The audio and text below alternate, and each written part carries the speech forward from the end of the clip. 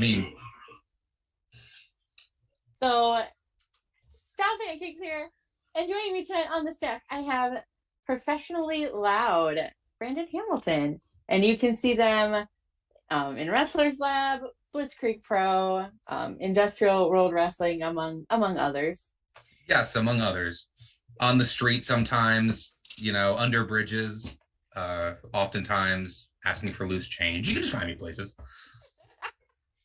And in addition to being an on-screen talent as like a host or a ring announcer, I know you also do some behind-the-scenes stuff, including photography, because that's where I met you. That's where we met. We're doing photography. That's where we met. Was me just being like, "Oh, hey man, can I stand here?" And I was like, "Wait a minute." Yeah, right. And that wait, me. My favorite part was my thinking that I had met you at one point, and you're like, "That wouldn't have happened. I live in the Midwest," and I was like, okay, well now we're friends. It's because I never stop tweeting, so you feel like you've already met me. It's a good point. I tweet incessantly. It's a thing that I do. But everybody in chat, please welcome Brandon Hamilton. Hey. Hello, everybody. Hello, everybody out there on the internet. Thank you for having me. Truly, I'm very excited to be here. Thank you for wanting to hang out with me tonight. Shoot, I mean, man, what I got going on? No? I'm not cool. Right? What am I doing? I'm hanging out. Us nerds will hang out together, I guess. Yeah, man. I started Skyrim again today. What am I doing with my life? Nothing. I'm sorry, you started what? Skyrim, the Elder Scrolls game. I was like, I'll just casually start that up again. Like, it's not going to eat 80 hours of my life at some point. I was just going to ask, can you play that casually? I don't think so. And I've convinced myself otherwise. Oh. Well, thank you for taking time away from Skyrim to talk with me tonight. I appreciate having you here. I'm so excited to talk with you. As you were kind of talking about, I met you in Dallas for the first time, but we've been following each other on Twitter for longer than that. Yeah. Yeah, for a while now. We definitely had Twitter back and forth stuff, but yeah, then it's so funny we met at that show because that was me just like, yeah, I'm gonna go to that show, I think. Yeah, I'm gonna go to that show. And then I was glad because it was such an awesome time. And I got to meet you and we had a great, awesome time watching the show together. Oh, that show was great, and that was totally last minute for me as well. So it was kind of like I'm funny how that works.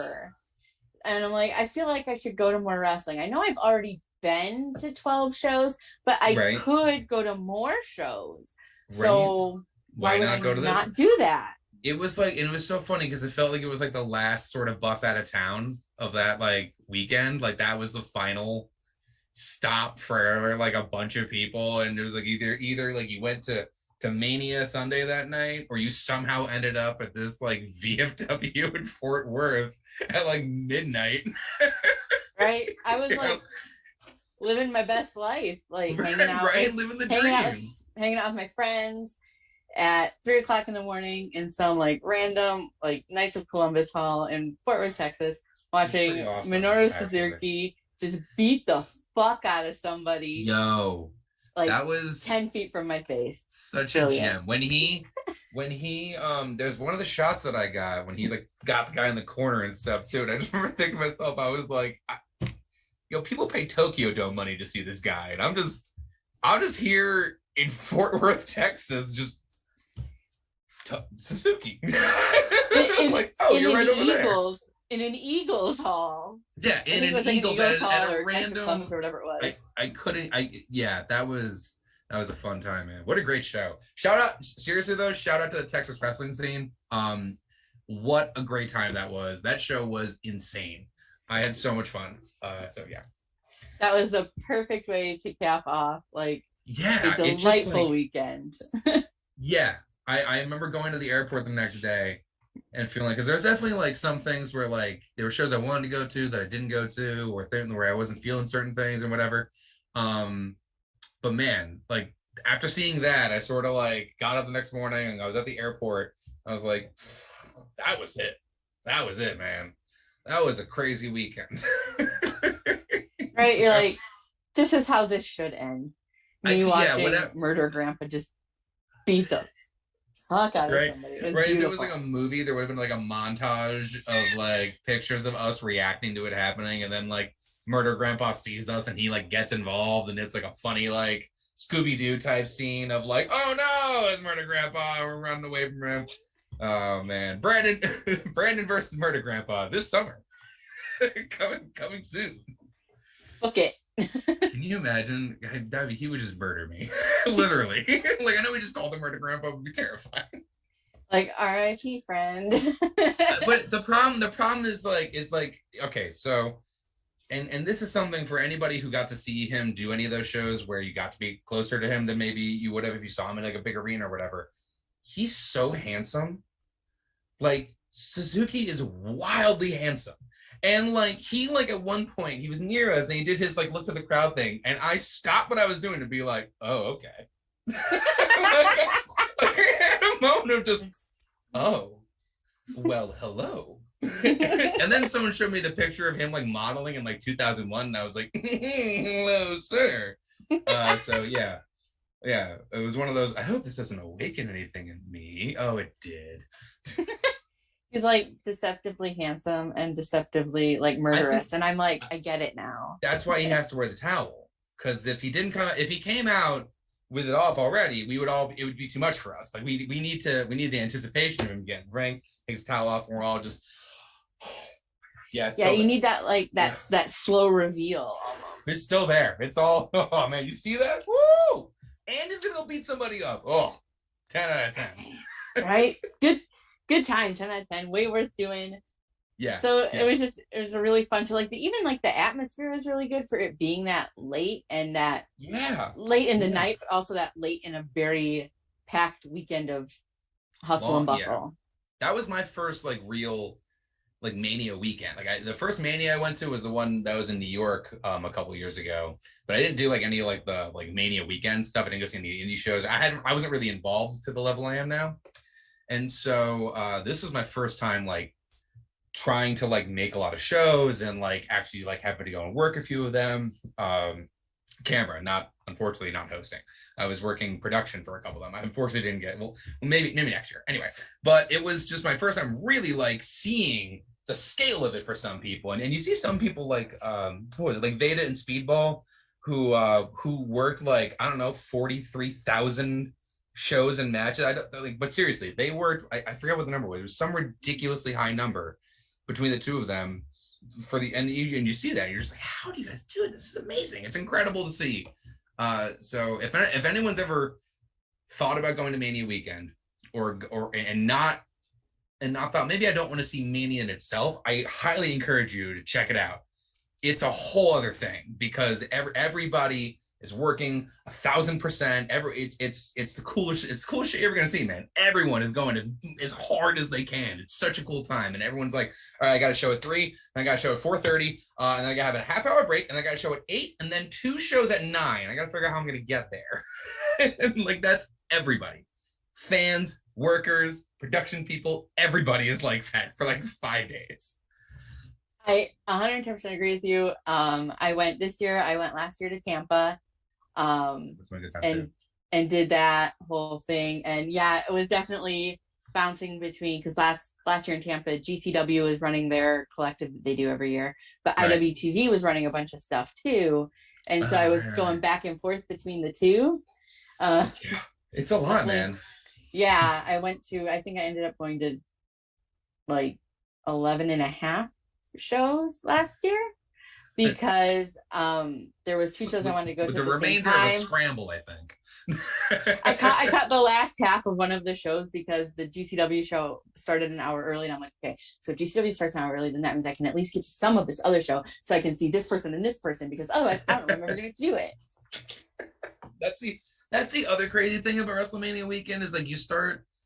Like people start popping up in weird spots and you're like, oh shit, wait a minute, hold on, that guy's working this, wait a minute, wait, she's working over here, hold on a second, and you start just like, okay, well, I'm gonna go and see them over here, and then I gotta go over there and see them, and it's a really interesting. It was very crazy like, and then I pride myself now in being able to know when I like hit my wall. And there was a point, I think on Saturday, when I was like, I need to go to my hotel room, and there was like some wild, crazy, amazing stuff happening, and I was like, I need to not be around humans for a little bit so that I can exist later.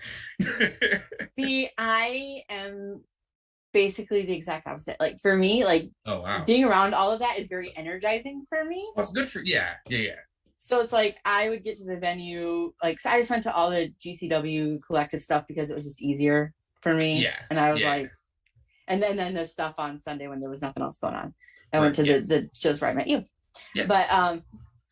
But I went from 10 o'clock in the morning to 3 o'clock in the morning. Just anybody who did that, I really truly, you guys get your merit badges, because that's impressive for me. I need, like, I can do it to a point, and then I'm like, all right, I need a little bit.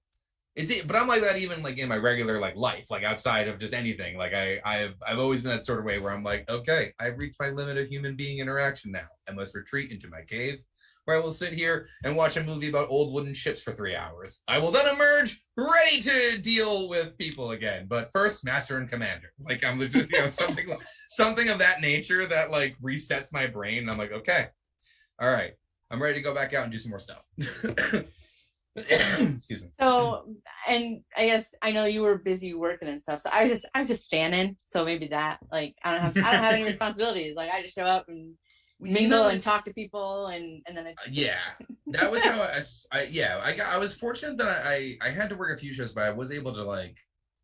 I thought I had to do more, and then like when I saw like what I really was needed for, I was able to sort of shift gears into fan mode, and that's what made me like able to really enjoy things. And honestly, it helped me out a lot, because it definitely, when you're exposed to that many different performers doing that many different characters and that many different environments and in front of that many different crowds, you really get to see like the full spectrum of what professional wrestling is. I was.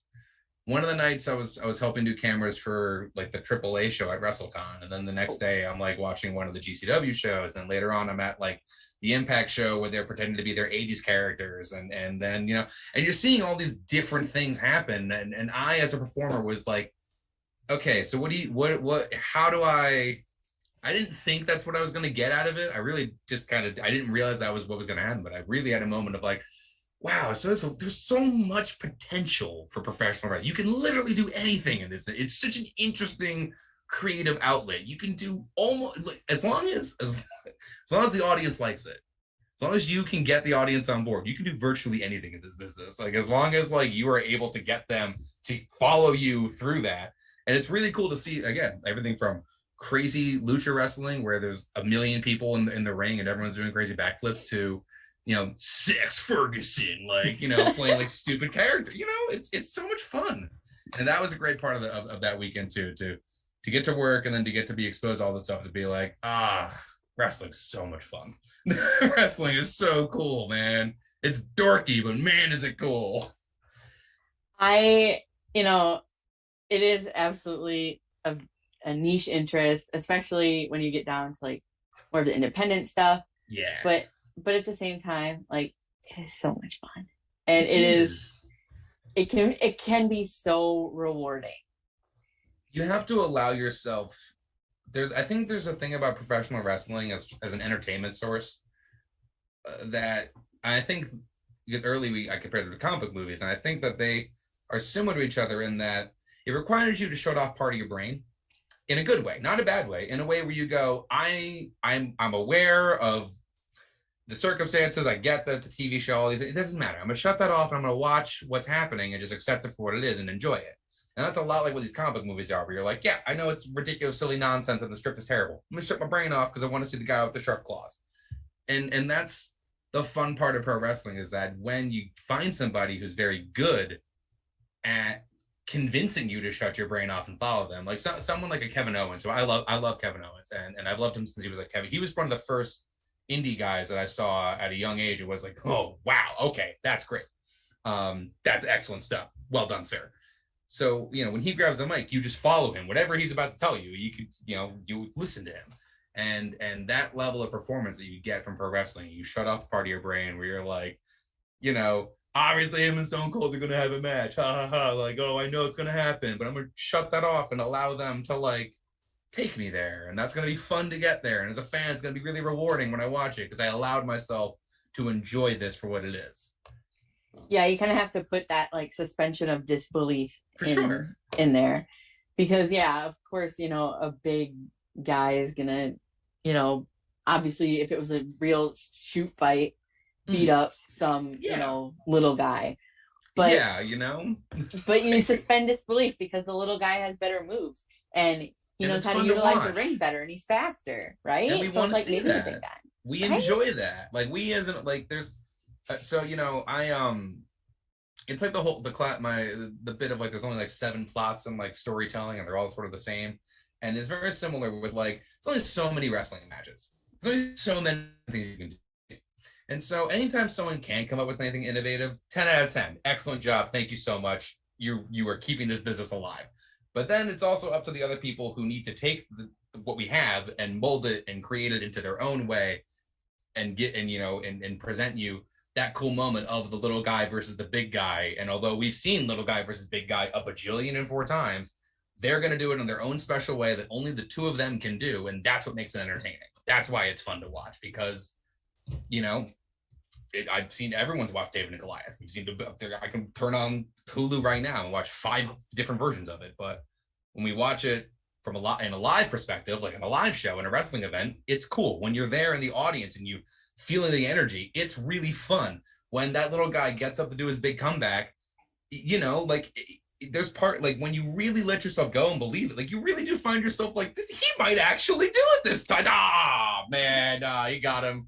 He got him. Darn it. And that's so much fun. Is that exact moment of what get go. Got him again.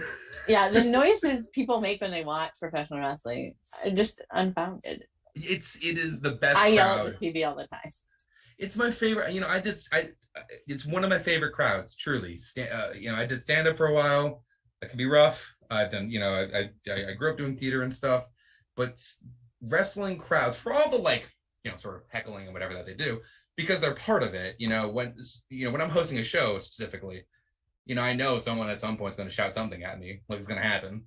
So I just have to roll with it, you know, and that's, again, it's just the atmosphere that can be created. Like when you have a good show with a good crowd, good card, everyone has like the right energy. Like we were that night in Texas. Everyone had the right energy for that show. Like we in the audience wanted that show to be as good as the people performing it did. And because of that, it was awesome.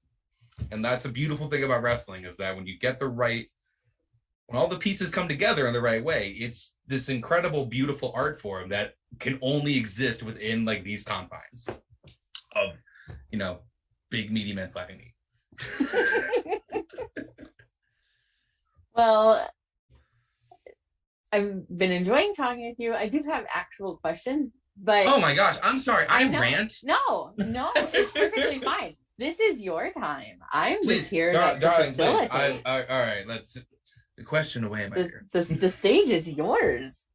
I wish I had a sifter that. Give me your questions. Sounds a little classist.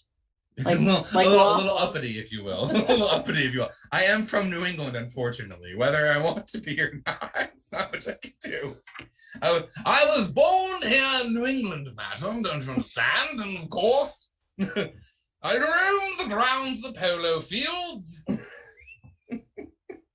That should be what I do for my character, right? That should really be it. It'd be like, what was it, the Hunter House Helmsley, but like actually do it.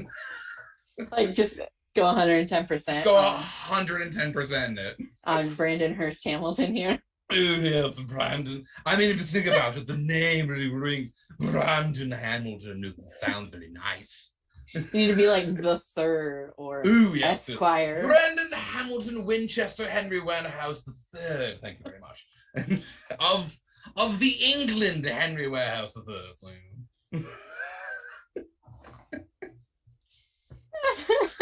Oh, man. So we were talking a little bit before we went on air what the difference is between your bit and your real life, because now we're talking about doing a new bit, but like like what's how do you all right, so the big so okay, So when I first started performing, right, I was just sort of going by Brandon, and I didn't, and then I decided I wanted a name. I think everybody, because wrestling for a little while, it's like, oh, it would be cool to have a character name, and I didn't really think too much about it at that point. And I think I threw Hamilton on the end because I thought it sounded nice, and it's sort of. I think at the time I thought was that it sounded like a game show host name, like featuring Brandon Hamilton. All right, folks. And so over time, though, the bit became an extension of these things that I didn't always feel comfortable doing in my regular life, like wearing jewelry, wearing loud colors, being like really over the top and exaggerant, and like I just do all my hands talking and all that kind of stuff. These are things that I used to be like, down girls, like stay down. And through doing the Ham character, which was this sort of very extreme, over the top, I don't know. Some people thought it was a heel, and I didn't always feel that way. I'm just like, no. I'm just very like about things. Like, I don't think I'm being a heel. I'm just very like, oh. And anyway, so but the big difference is like Brandon, is good. I'm a pretty goofy person, and I like to play characters. I like to do bits. I like to be funny. I really my whole life has just been wanting to be a character. Like I've discovered things like Saturday Night Live and improv and performances, like comedy performance at a really young age. And I was like, this is cool. That's it. That's what you do, right? You make people laugh. It makes them feel good. What a wonderful thing to do. So I think the biggest difference between now, at least, that I have, come out publicly and stuff like that, sort of embracing a lot more things about myself, and then eccentricities that I used to sort of reserve for the Ham. Now the biggest difference between myself and Ham is that one of them wears a brightly colored jacket, and the other one is wearing, I think, an Effie t-shirt. But both would wear an Effie t-shirt, actually. Effie's wonderful. He is wonderful. Effie's wonderful. But really, yeah. So I think the biggest difference now is that when I'm in the character mode, I get in like production mode. So that's a sort of it's almost, it's gonna sound funny. It's like when I used to be a chef, and you have to like be, all right, we're doing it now. This is what's gonna happen. All right, we're gonna do this. We're gonna do this. We're gonna do this. All right, got it.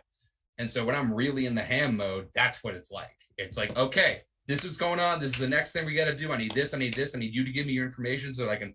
Do you want me to make up a hometown for you? Because I will. Like I become very like on top of it. The goofy side of me sort of yields, and I become very, when I'm working, when I'm like really doing it, I become very like sort of rigid. But then once I have all my information and I'm good to go, hey, I'm back to being fun and relaxed and having a good time. And I'll also shower you with all of my positive energy and thoughts, because I think that wrestling performers are really sweet. And you oftentimes see me backstage being like, you there, you're wonderful, and here's why. Aww. It's, they do a lot of work so that I can just go out there and say their names. And I respect the hell out of every one of them for it. So I love spending that a little extra time to say, hey, this thing you're doing is really cool. I really like this. And sometimes I'll be like, yeah, you think so? And I'll be like, I mean, what do I know? But yes, I'm just as a person. Who am I? It's cool. If you don't want, please do not. I am not that important, but I think you're wonderful and I love you. But yeah. Yeah, it's like, I'm a giant nobody, but I'm a giant nobody that's like a really big fan of you. That's basically what it is. And I just, when I worked at the Wrestlers Lab shows, so that's sort of like, if I were to have like a home base view, it would probably be Wrestlers Lab. And I love working there because everybody in that locker room is always there to give it like a 110%. Everybody's always very kind to each other, very nice to each other, in my experience and everything. And I get an opportunity to like talk to people and let them be like, hey, this thing you're doing with your character, I find it, I try to talk to them less as, as a performer. I'd be like, this is a really cool thing that you've done. I see you've invested your time into doing this, or I've seen you made this shift and now you're wearing these colors, and then you have this way that you're speaking and all this stuff, and that's a fun thing. I just think as a performer to get to like talk with your peers and speak with them and stuff. It's always a good thing. So I feel like I rambled off. Oh no! Like I said, this is your time. I'm sorry. I'm a bit of a rambler. To all the people in YouTube land, I apologize. If you wanted concise information, oof. If they want concise information, they wouldn't be listening to anything that I do. I'm about to say, I have what the doctors call the ADHD. I appreciate that. Oh, goodness. So you kind of talked about how you've done stand-up and you've done theater. How did you get into independent wrestling? Like, how did that transition occur? Well, okay, well, I'll answer this two ways. I got interested in independent wrestling, first of all, when my college roommate, he was the first person I'd ever met in my life who watched independent wrestling. I didn't even know that was a thing that existed. And he was the one who introduced me to Ring of Honor in about 2006, 2007. So this is an interesting time in like the Ring of Honor era. And so he took me to his show, and it had like generic Owen Steen on it and like Tyler Black, like that level stuff. And it was whatever happened to those guys? Right. What happened to those? What happened to those fellas? Anyway, it blew my mind because I was unaware of this, right? What? This exists? And it was very cool. And then that got me back into watching wrestling. And it got me to watch wrestling from an interesting way where when he first sort of started showing it to me again, I was doing that thing where I was like, oh, it's wrestling, and I was sort of being a jerk about it, And then I forget exactly how, but he got me to watch it from the perspective of like, yeah, but imagine somebody has to produce this and make this. Like someone has to make this live event. And all of a sudden I was like, oh, that's really cool, actually. This is a really interesting thing. When you think about it, this is a live TV show they do on the road. That's really cool. And so that's how I got like really invested in it. And then eventually that person, my buddy Mike Sweeney, who was part of Wrestlers Lab, they were doing a show in Rhode Island, and they needed a person. As I feel like I'm not the only person who's become a host or ring announcer through this exact means. I feel like this is the origin story of ring announcers in wrestling. Is somebody goes, hey, you know how to talk into a microphone, right? And I go, yeah, I can do that. And they're like, well, we're doing a show in Rhode Island. We got a couple matches on this card. Do you think you want to come out and just intro our guys for us? And again, this is my friend asking me for a favor. This wasn't even like, I'm going to get into wrestling. I'm going to start doing this. None of that. This was just a buddy of mine asking me for a favor. And I was like, hell yeah, dude, of course I will. I love you, man. I've known you for how long? Yeah. This will be fun, man. Come on, it'll be a good time. So I was fortunate enough that show took place at like a tiny little black box theater. And there was a small little punk band that was playing everybody out to the ring. So my first show was this like punk rock level environment. And I'm a longtime big punk rock guy. And I was able to like announce these people out to the ring with this band like thundering through, like Meat Puppet songs and stuff. And I was like, oh, indie wrestling is cool. And that was the first time I did it. And I did it a few more times with my friend, just for fun, because they would ask me to do it. And it was still sort of like, I was doing them a favor. And then like, so I worked with the lab for a handful of shows, but I never thought about trying to get other gigs or working anywhere else, any of that, or making a character, any of that stuff. That didn't really occur to me until the pandemic, really. So like, I feel like a lot of us, we had a lot of time on our hands, looked in the mirror and we're like, why? And one of the towards the end of that initial sort of lockdown phase or whatever, the guys at Wrestlers Lab were like, hey, we're gonna do a show, we're gonna record a bunch of episodes of a show in like one day, and we're gonna record a ton of matches. It's gonna be one full big day of shooting, and then we're gonna edit them together and make a whole season of a TV show. And you want to come, you're our host, man, why don't you come out and do it? And even then I was like, oh, that'll be fun. This will be great, blah, blah, blah. And so that was the day that I met MV Young, Sassy Boatwright, Angelo Carter, Logan Black. I met all these people, and all of a sudden I was like, oh, wow, these are really cool people. And I started that day. That was a crazy day. It's a crazy day. It was an intense day. A lot of stuff happened. You know, we had to shoot an entire season's worth of TV in a single day. It's a lot of television to make. And everybody that day banded together in this wonderful way that reminded me of like theater and stuff. And that's what really got me to a point of like, okay, I think that maybe there's some space for me to try and see if I can get some more gigs. You know, the worst thing that happens is people say no. All right, fine. And so I started turning up the dial a little bit, and that's sort of how we got to here. And now I got to work with some great places like Blitzkrieg. Getting to work with Blitzkrieg was wonderful. They're very sweet people, and they let me host their luau last year, which was such a fun time. That was my first time working with them, and when they booked me, they were like, yeah, when you go out to the audience, maybe you can, like, I don't know, lead them in a sing-along of Margaritaville for a minute. They did not give me a time cue. We sang the whole song. Sang the whole song. And there's the producers, like, near the curtain trying to signal me to wrap it up. But I'm into the song at this point, and I'm just having the time. I'm throwing out lays to people and stuff. And yeah, that was around. So yeah, it was that era of like, I just I did that one show with that one season's worth of TV with the lab, and just so much content to do in one day. And I sort of also took the reins of being like all right, folks, we're doing a take, everyone quiet on the set. I started being like the AD, where I was like, all right, folks, we're doing this. This is the shot. You are on deck. This, Chef Me came out, and I was like, this is what's going on. We're doing this over here. You're going to go over there. Great. Excellent. Okay. Are we rolling? Let's do it. The following contest is scheduled for like that, like literally like that.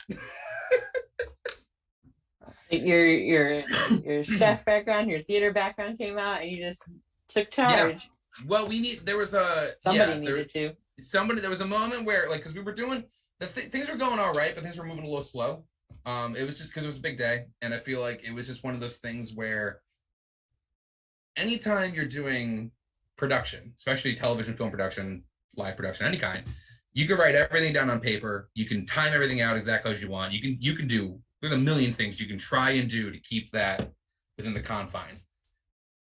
That's not going to be how it ends. It's going to move. And you have to understand that going into it. And you have to know that you have to move with it and evolve with it and change with it in the kind of way that gives you the product and the end result that you want. I'm not saying add $3 million to your movie's budget because you want to, because somebody decided they want to add a scene to it. But if we have to change a few lines or whatever, or something breaks and we have to move it, those are the types of things that can cause a bigger hiccup than you think. Something breaks, or somebody, flubs something in a way where they, get really hard on themselves about it. It takes the production then to come together. Now I'm getting kind of filmmakery about it, but that's how I look at it. It takes the production to come together and be like, hey, it's okay, man. Let's go. We got it. We're doing it. And that was what that day was like. It's actually, that day both helped me realize that I wanted to pursue wrestling more so, and actually like push me towards getting my master's degree and stuff. So I was like, this is what I was put on earth to calm actors down, tell them how to hit their mark, and make and keep this production rolling, baby. Like, day's not getting any longer. Day's not. So we're losing let's daylight. Roll. We're losing daylight, sweetheart. We're losing lighting, and we got to get that shot. I'll make this movie without you. Get out of the way. I'll put on a wig. And I've seen a bunch of the Wrestlers Lab shows, and they're really fun shows just from like a fan perspective watching. They're so much fun. Everyone seems super cool. That makes me really happy to hear, because I know that the producers behind it really strive for that. It's a fun place, and we have fun doing it. And I think that if your audience is getting that, then we're nailing it. Then we've done our, in my eyes, then we've done our job. Our show we had just done in May, Showabunga, It was the first time we did the H2O Center. Yeah, Showabunga. What a great name, right? I think they were sitting on that for a while, because I remember hearing that floated around once, and my reaction to that was like, that is an incredible name. I cannot wait to do that. I feel like they almost used it once, and I remember getting upset because I don't think I was going to be able to host it, and I was like sad, because what a great show name. Anyway, yeah, we they're big on, this isn't even to be like the oh, they're so wonderful, but they're big on giving people opportunities. They gave me an opportunity. They gave me a wonderful chance, and it's led to a lot of other cool things for me, and a lot of cool places that I wouldn't have gone to Dallas and worked with GoPro Wrestling, who was the production group that I work with. I wouldn't have gone to Dallas and worked with them if I hadn't at some point hosted a show for my friends in Rhode Island at a black box theater, where a punk band was blistering through a Replacements cover while they played out somebody who I had never met before in my life. But like, damn it, if it wasn't the coolest thing on earth. It's really cool. I think it's the punk rock vibe. That's what gets me. I feel like a lot of people fall into indie wrestling in that sort of way, where it's like, so-and-so didn't show up today. Do you think you could do?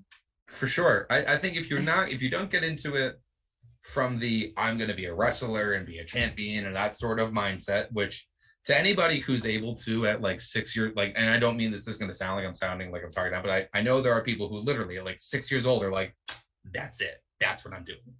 And it's so cool to see those people go on and achieve that stuff.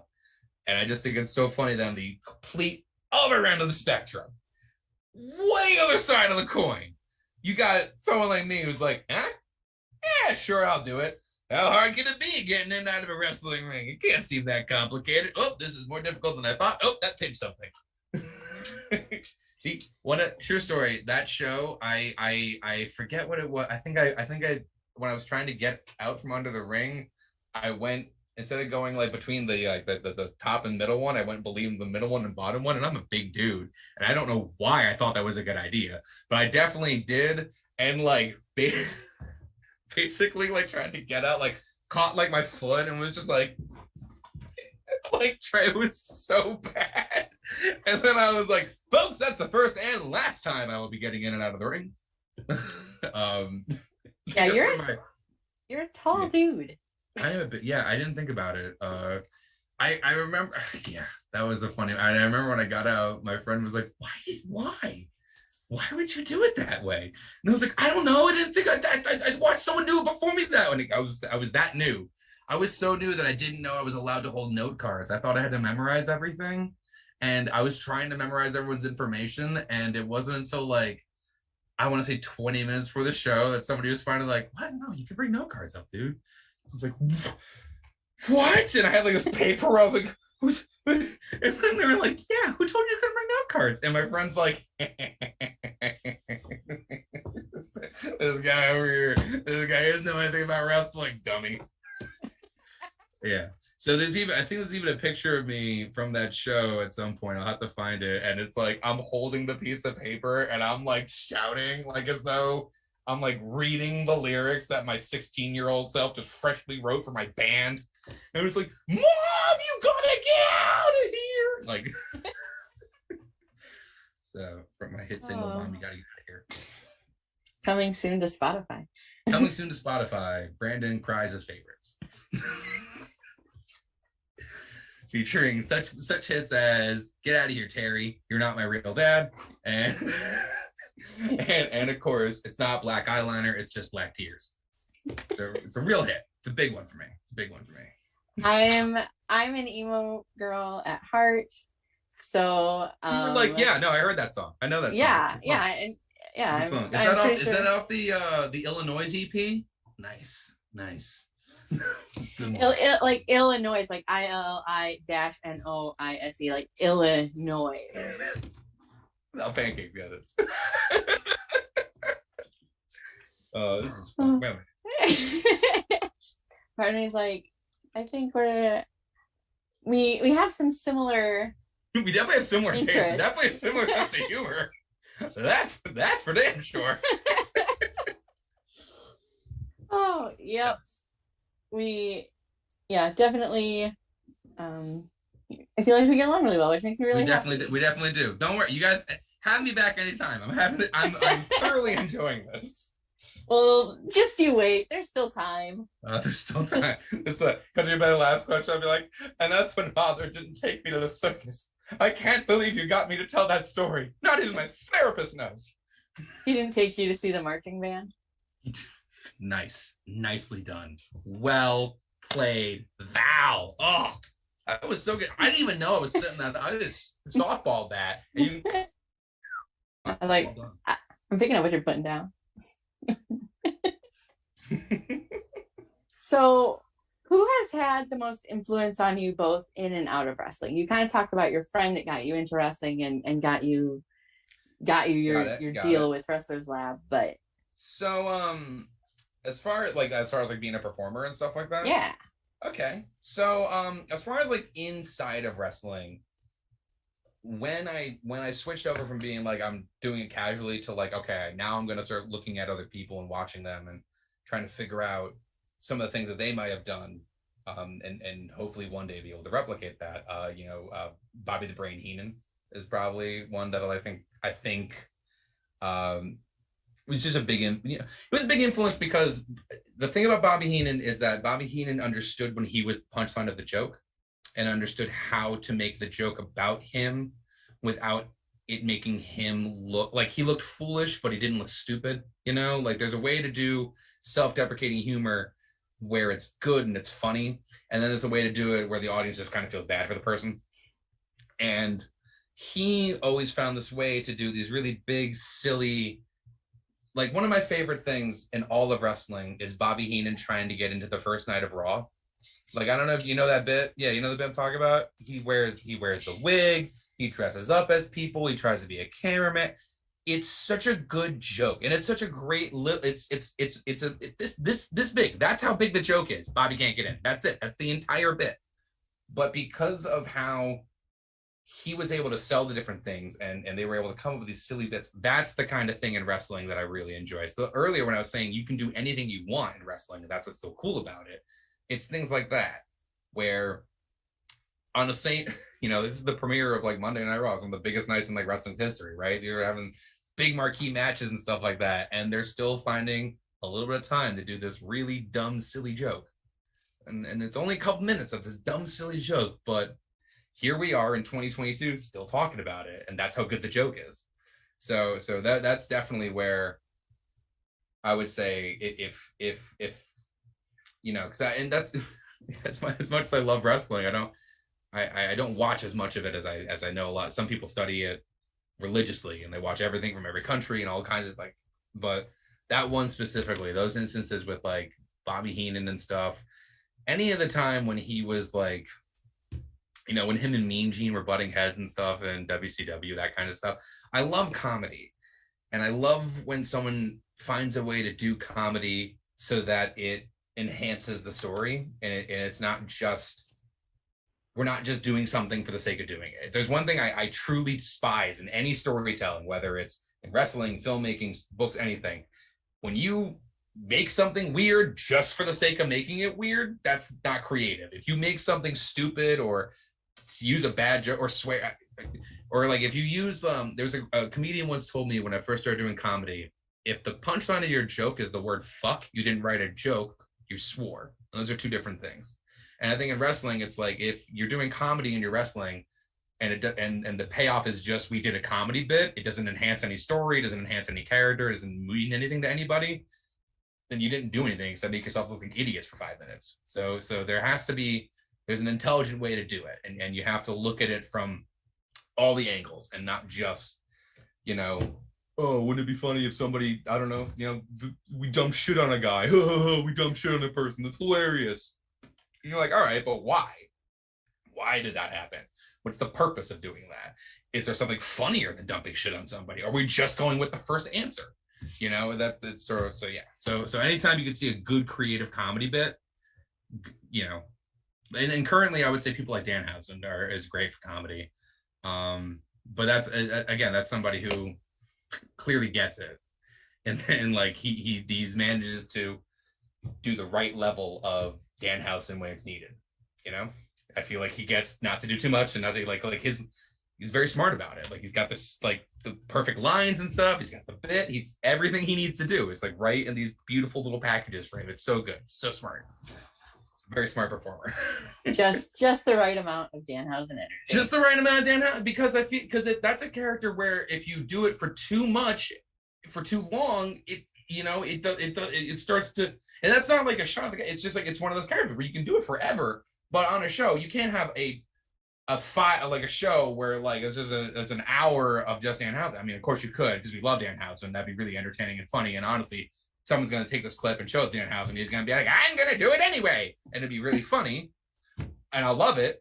But I feel like the point I'm trying to make is they can't. There's some characters who work in these small windows, and that is a really important piece of the overall puzzle of wrestling. Not everyone has to have an hour-long Broadway match. Some people need to only be on there for 2 to 3 minutes, and that's where old Brandon lies. So what I'm hearing is take this clip, show it to Danhausen, make Brandon a household name, blow up the Bald Monkeys in the Stack and Val Pancakes. I'm just saying, Hamhausen, Danhausen. Valhausen? It's Valhausen. Although I'm gonna say Valhausen sounds like a Thor character. Like immediately you said that, and it's like Valhausen, we shall ride together. Like that's immediately where I went. I mean, that's fair. I would ride with Danhausen given the chance. How great would that be? How great if we find out Danhausen's actually Thor, he just lifts up Mjolnir one day. And we're like, oh, amazing. Well, that's everyone's reaction. Huh, Danhausen. All right. Like we treat it like it's well, it's also 67 degrees outside. Interesting. Oh, yeah, some seasonally warm.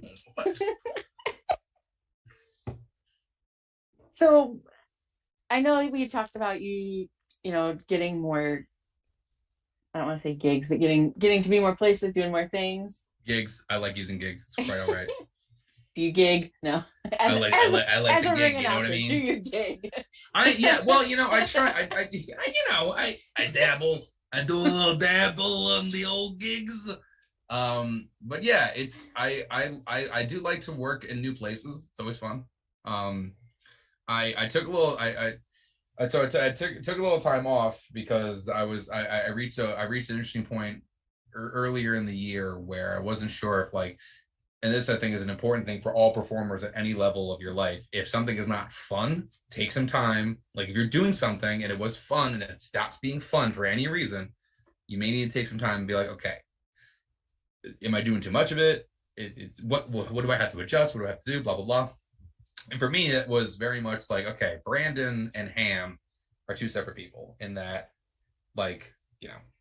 Ham gets the shows, does the work, is in wrestling, all that kind of stuff. And Brandon is just like a regular person who goes to the grocery store and I don't know why this is the example I use, but sure, goes to the grocery store, buys his food, blah, blah, blah, So when I did that, it made me feel in a weird way. I don't know why. I was like, okay, that makes me feel better.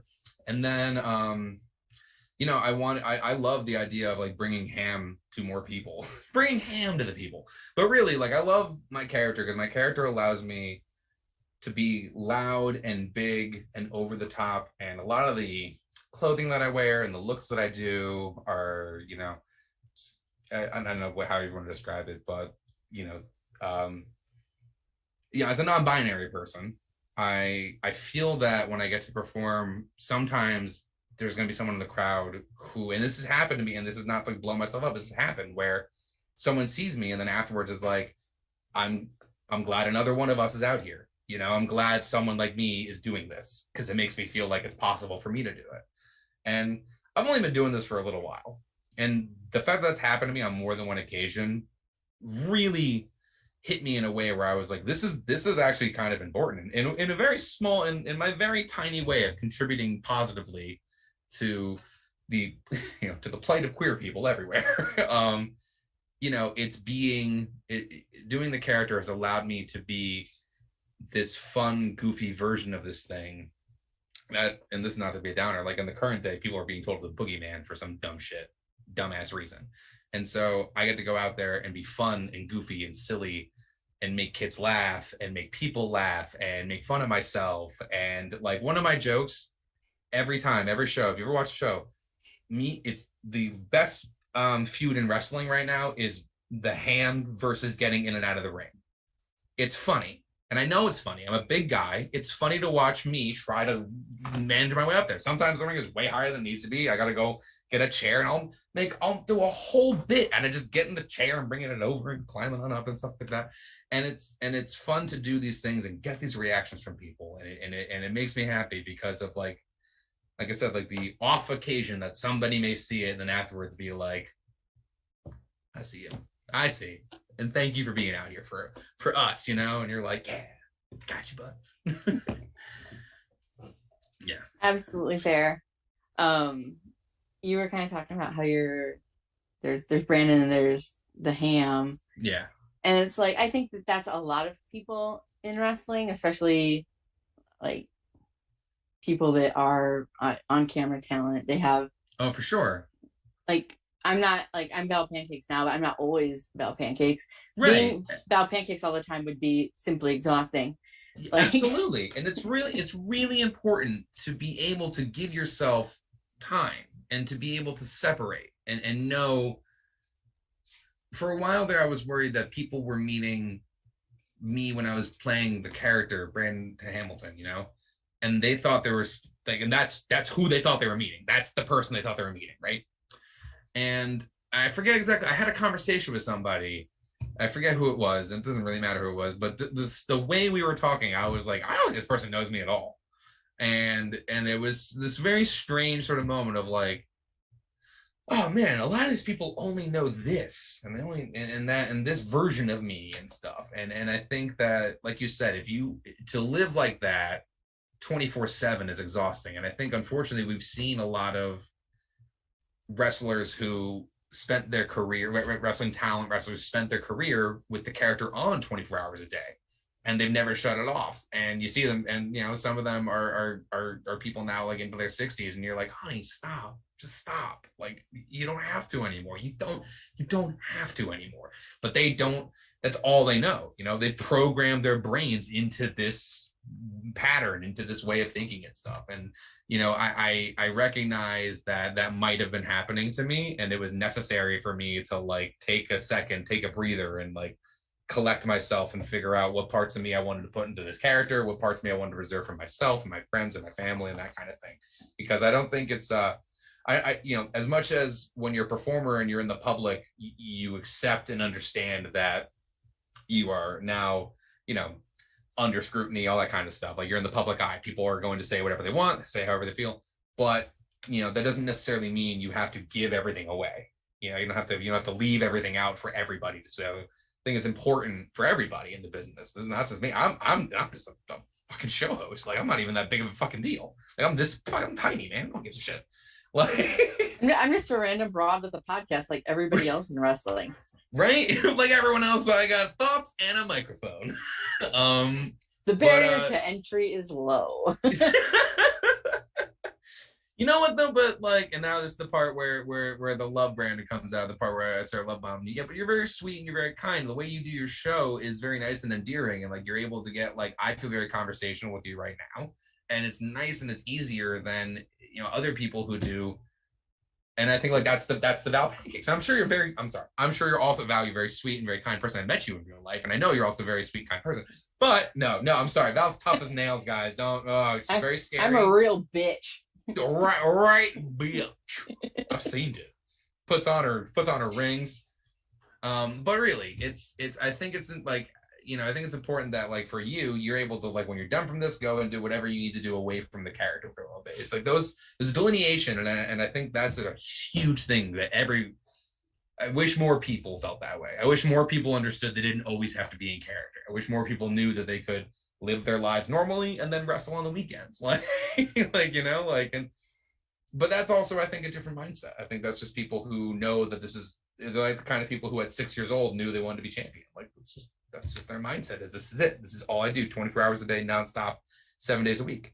And truly, God bless you, man. Like, I love that you can do that. Like, they do that, so I don't have to. And 10 out of 10, thank you. Yeah, no, I'm not going to be getting into rowing in any capacity anytime soon. No, thank you. Yeah, I can't. I'm very comfortable doing what I'm doing in the way that I'm doing it. I'm grateful that I fell into this because, like other people, I just fell into it. Yeah, so it's fun how that happens though, and like you're like, for again, like, you're kind of embracing, which makes it easy for people to come on and talk to you, right? And when we met for the first time, you were very sweet and kind then too, and it was very easy for us just to be buddies at a show. You know, we did that thing that happens. We go to a concert or something. You end up being like that buddy with that person nearby you for like a little bit, and you're like, oh man, that was great. Oh yeah, they play that song, kicked ass, dude. You know, that happens. And then you sort of move on with your lives and stuff. But like, this is great. I'm very glad that you're a very genuine person and stuff comes through in your work. So I guess what I'm trying to say. Bless your heart. So what would you say has been your greatest achievement in wrestling? And that can be anything that you think it would be. Like, you can answer that however you feel. So, wow, it's a good question. I think my greatest achievement in wrestling, this is gonna sound, I have a hard time. I always preface things when I want to say something positive about myself by saying that this is gonna sound vain, because like, I have a hard time speaking positive about myself. We're working on it. My therapist and I, we're working on it. We're getting there.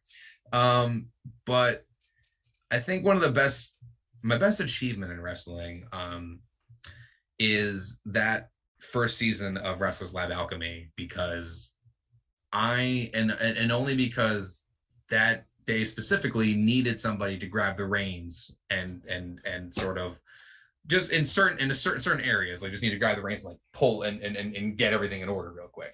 And I, while the promoters were handling certain things or whatever, I just decided like, cool, AD Brandon's going to show up and start working. And, I started, working with everybody. And that was a really big day for me, because it just helped me remember, like, I realized that there's a way that you can work in wrestling, and it doesn't always have to be as a performer. You can do production. There's other things in the business. So that was an achievement for me, just in that, like, it unlocked this part of my brain.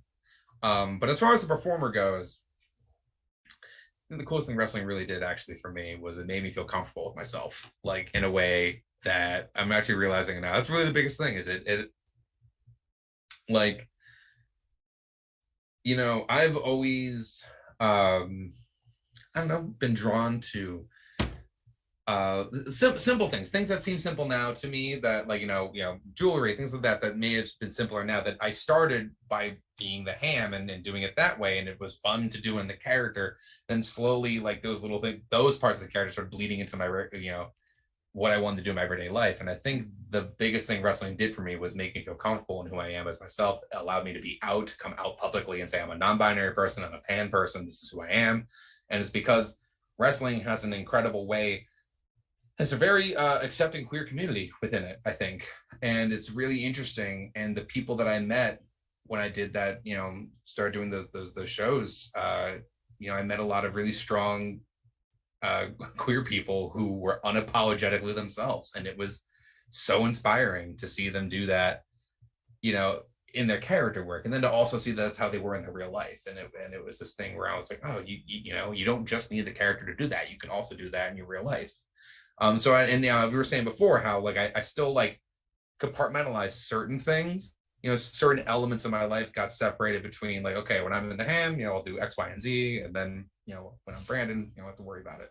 But that's the biggest thing wrestling did for me, is it made me feel confident in myself, proud of who I am, able to loudly scream from the mountaintops I'm a non-binary person and all that jazz. And I know I just said it like really flat, like I didn't care, but it was a big deal for me, because I had always known, I've been checking boxes off on forums for years, at least years. The second that shit was made available on government forums, I was like, non-binary. And I just didn't feel like it was necessary to, make a big deal out of it or really share with a lot of people. I felt like it was like, I knew it, I didn't think it was that big of a deal, blah, blah, blah. But then you know, a few minutes ago when I was saying how sometimes you do a show and somebody sees you and recognizes themselves in you and they connect with you.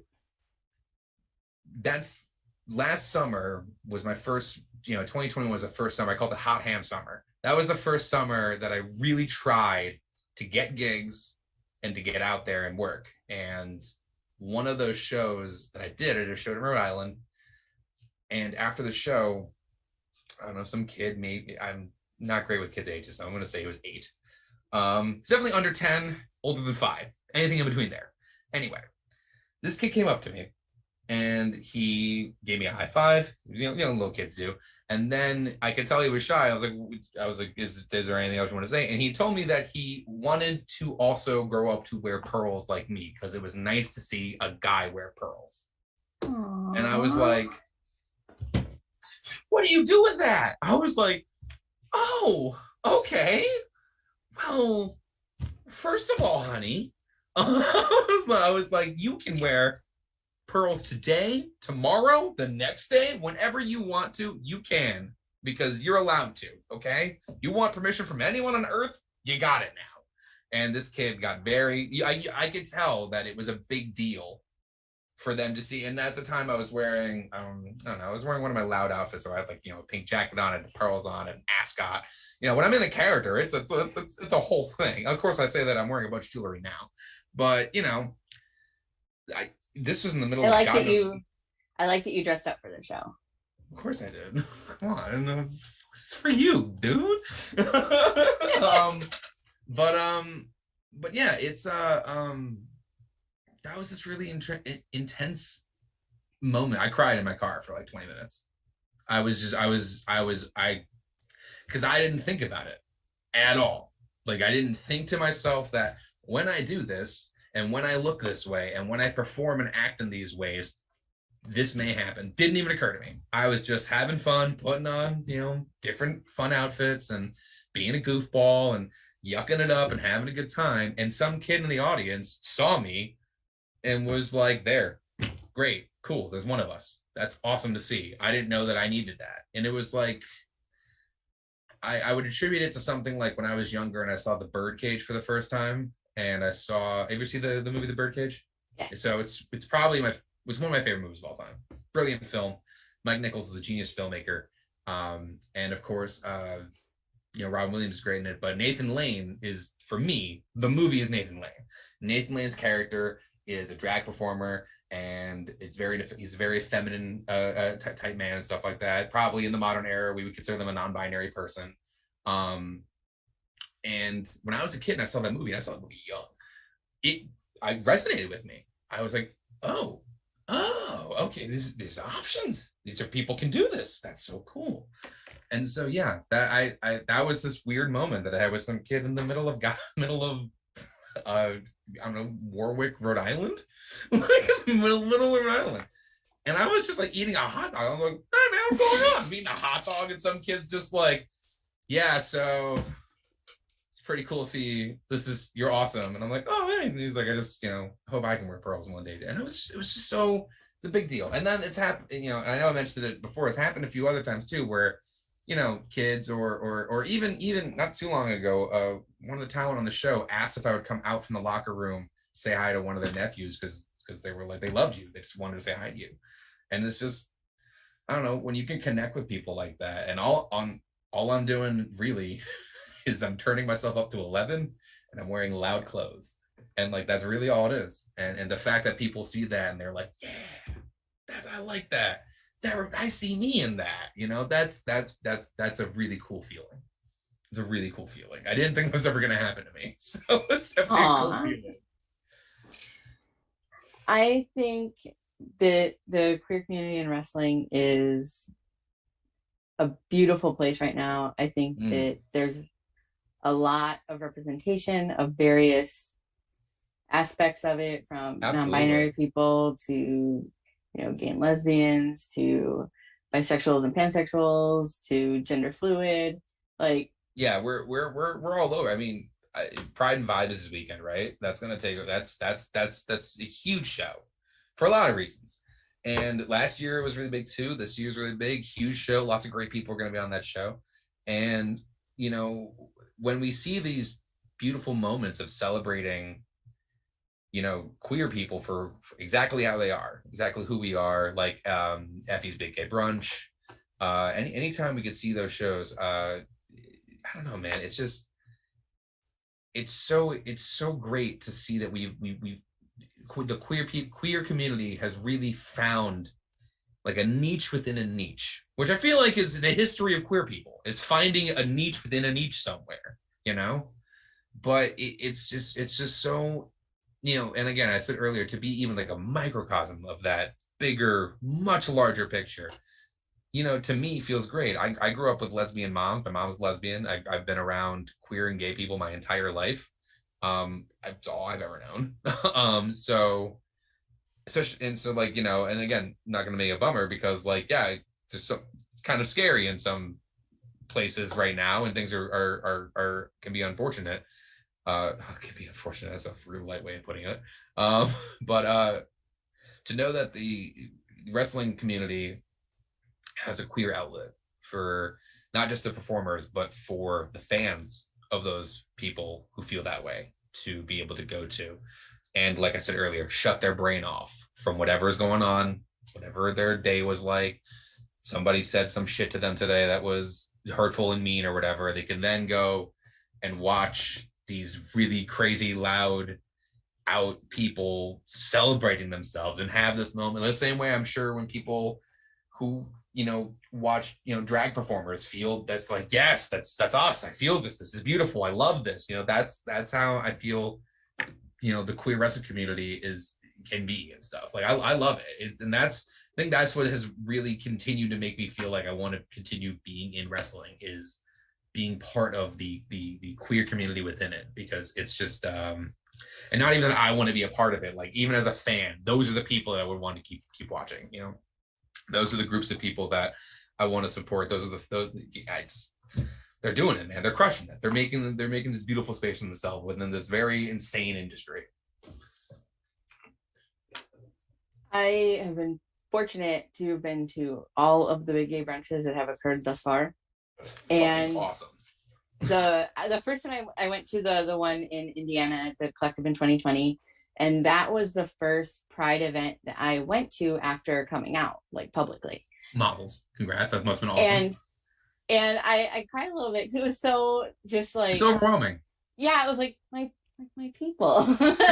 It's huge. It's overwhelming to see like, you know, it's just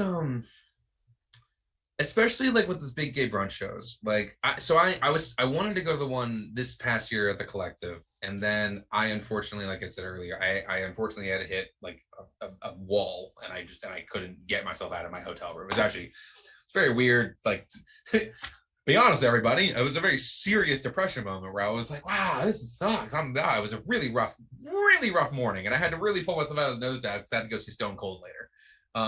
So I really had to pull myself out of the nosedive that day. And I want to say thank you, In-N-Out. Thank you for pulling me out of that nosedive. That burger was that fucking good. And I was like depression. You know when you're depression eating and you get to that food that finally cures the depression, and you're like, oh, what the fuck are you? What are yeah, that was me. On going to town on Double Double midway through the day that day, and I was upset because I missed that show though, and I was sad because that was something I was really looking forward to and I really wanted to, and I knew that if I had gone there, the environment would have picked me up and stuff like that, but I just didn't have the energy truly required for that environment. I couldn't. And I mean that in the most positive way. It's such a cool thing. But that's exactly what I mean. Queer people have made this awesome space within wrestling, and you know, it's just, they're taking over. Like so many queer wrestlers and queer people and people in the LGBTQ community, like are like continuously like headlining events and, you know, having matches on, you know, I mean, just this past week we had Nyla versus Maxine Taylor. Yes, thank you, Maxine Taylor. They would eat me alive. Anyway, so anyway, it's really cool. It's just so wonderful to see this stuff happening, and it's so wonderful to see so many queer people at so many wonderful spots in so many different places across wrestling, and it's no longer just like, you know, one person who's an open secret or, you know, something like that. And unfortunately, I tell some of the friends of mine who are me, I'm old enough to remember when it was like, oh, it's an open secret. We all know, but no, don't talk about that. We don't talk about that one cousin that we have, you know, like I remember like that weird phase of her of living like that, you know. Yeah. I was in Catholic school when my mom came out. It was not a fun time. I was raised Catholic, and I'm from a small town in the middle of South Dakota. So there was none. There was none. It's oof. That's rough. That's rough, dude. That's rough. And it's, I know I'm fortunate that, like, you know, I had, you know, lesbian moms, right? That's great. I get, you know, but you know, it's definitely, like I said, I lived in a town where, like when the kids found out I had two moms, like, you can only imagine what high school boys, like, the jokes that they make about you having two moms. And you're like, you know, that's my mom, right? Like, my mother. But you're aware, like, and I need you to know the joke you're making. I don't, and you shouldn't have interest in that either, because that's my mom. That's a gross thing you don't want to see. You don't want to see that. You don't actually want me to put the camera in their room for you. Why would you suggest that? That is my mom. Like, this has nothing to do with how my, like, and you thought that through, did you? Though, while we're on the subject, only because it's a really funny story. One time, I was on the wrestling team in my high school, and I was not very good. And, which I did not need to throw in there, but it's not very good. I'm not what you call athletically inclined. I'm very good at sitting down and being lazy. Shoot, I ain't even good at that. I'll get a crick in my neck from sitting like a dummy too long. And... right. Anyway, one time I was at a wrestling meet, and my mom was with me, and the kids who I was on the wrestling team with were the, like, worst people, like, just the worst. Just the it's not like a shot at wrestling high school teams, but like my high school wrestling team was the worst people, and they were just relentlessly doing like your mom jokes and lesbian jokes constantly, to the point where my mother then, who was sitting next to me, and they, for whatever reason, did not piece together that the, like, woman in her 40s next to me was most likely my parent. My mom got up and turned to this group of, like, probably maybe 5 or 6 teenage boys and was like, let me make something clear. I get more pussy than any of you, and I know what to do with it. So you can shut up. All right, go play with yourself somewhere else. And I'm just like, it's my mom. Also gross. Gross mom. But cool, but gross. Mom, come on. But yeah, need that today. Such a great moment. And I love that moment because, man, like, she just, like, these kids, like, sorry, we're sorry. We're so sorry. It's like, yeah, you better be. And, like, one of, like, the parents was like, Eileen, you didn't have to. She's like, what? Were you guys gonna do anything about it? No. So, yeah. So, anyway, sorry. I know that was way off topic, not wrestling related, but I love that story because that's the type of thing that's what, you know what? I'm gonna turn it into what this is about. That's what the queer wrestling space is like now. It's literally that. It's the queer wrestling space has become my mom standing up and being like that's what we've become. Like, we've become this, like, queer wrestling space has become the spot of, like, and what? Who gives a shit? Who gives a shit this person is gay? Who gives a shit this person is trans? Who gives a shit that, no, they're wrestlers, they're talent, they're going out there, they're doing their job. Let them go do their jobs. That's what we become this group of, like, who we don't care anymore. Not only are they doing their job, they're doing it better and in a more entertaining way that ropes people in and keeps people entertained.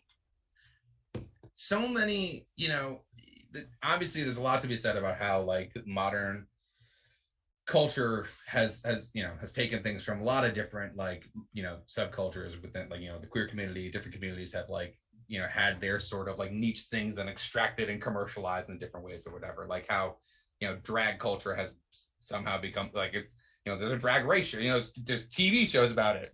Everyone, it's interesting to see how, I don't know, how all those things like intersect and how all that's come into wrestling too. And it's just really cool. Like, especially with like, like that Pride and like, I'm going to use the Pride and Vibe just because it has to be coming up. But other events like that too, any event that like wants to showcase, unabashedly showcase queer talent.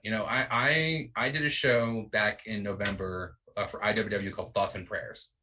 And that was such a great time because that was also this excellent celebration of queer people. We had drag performers. We had so many people were on that show, and it was this moment of celebrating who we are by doing the thing we love, which is pro wrestling. And that's such a cool thing to do, and to have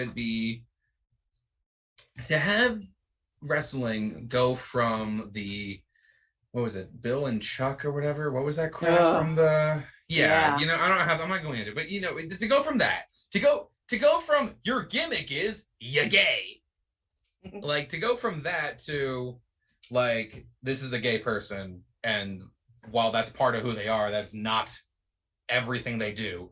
Or if you want to be that person, you're like, I'm a gay person. This is everything I do. I eat, sleep, and breathe being gay. Also, I'm the greatest of all time. My name is Effie. Like, like there's ways to do it. And it's just great that like, it's not like open secret, like, and it's also not like, hello, like it's everyone can sort of do whatever version of it they need to do. It's great. And it's not looked at as like a joke or it's not played for laughs. I've only once have I ever been somewhere and I did get upset about this, where they told me I was a heel, and I was like, what? Have you met me? Like, not to be that guy or anything. And I was like, I can try, but I don't have a lot of heelish tendencies or whatever. They're like, yeah, but like, and I was like, what? They're like, you know why. And I was like, can you just, I'm sorry, I'm gonna need you to say it. I need you to get the words out of your mouth, because you won't say it yet, and that's how I know this is fucked up. So please say the words to me. Say that because I'm a queer person, I'm a heel. Please say it to me. And they were like, okay, no, you're taking it all wrong. Take it all wrong. That's not what we're talking about. It's just that because of how you sort of are. And I was like, I'm not grasping any of what you're saying. I was like, any of the other times I do shows, I'm really nice and kind to people. I'm goofy. I interact with the kids and stuff. I was like, if you want me to be a heel and be a dick and be a bad guy, excuse me, I can do that. I have no problem doing that. I just want to know that you want that for the reason you want me to do it is not because you think I'm a queer person, therefore I'm a villain. I was like, that's all I want from this conversation. It was a very strange, weird moment for me. It was a weird day. But that's only once. Only one time has that ever happened in all the various random places and people I've met and talked to. That's the only time it's happened. And once is more than enough. Yeah, no. I had to ask a couple of people. It was one of those things that I thought that was really strange, and I had to sort of ask somebody else if that was weird for them. I was like, so this is how I reacted. I just want to make sure that I didn't sort of burn a bridge here. And they're like, no, I think you merited it. That's an okay response. You're allowed to be mad like that. Like, did I misinterpret this? Like, I don't think that I did, but it's right? just so bizarre. Like, I don't think there's another way to take that. Like, I just don't think so. I wasn't sure, but they did the hand gesture. When they did the hand gesture, and then they did both. They did the and the and I was like, how are you gonna do both hand gestures, man? Come on! How are you gonna do both? And like, oh man! And the funny part was there was like, like what I'm gonna say the equivalent of like a production assistant, like nearby, like just like holding like a clipboard, just watching this happen and just like panicking, just knowing that like this older person who, and I will stress this, was not actively trying to be homophobic or mean. I think they were just set in their sort of very old wrestling mentality of like, this is how it is kind of thing. Oh, anybody who dressed like that would be the heel, you know, like that sort of. I'm giving them a lot of benefit of the doubt right here. I know that I am, but still. And this kid just watching this person just dig a hole and me be like, And could you do the hand gesture again? Oh, okay, good. I wasn't clear enough the first time. Good. Ooh, you know what? Could you actually get a whiteboard and write this down for me? I want to make sure it's spelled out. Like, could you draw me a picture, perchance? Braille. I need Braille. Can we get? I need all forms of written communication. I need you to send me a telegraph for later, so I can just file this away. Can you imagine? Ham, you are a heel. Stop. It turns out that you may be gay. Stop.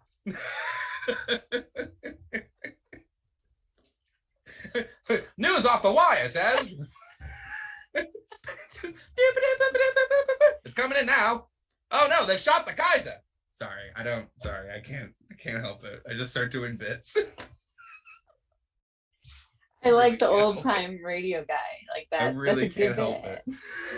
Yeah. It's like it's so naturally. I feel it sounds so silly. It's naturally occurring. It just comes out. Like I don't think about it. It just falls out of my mouth. So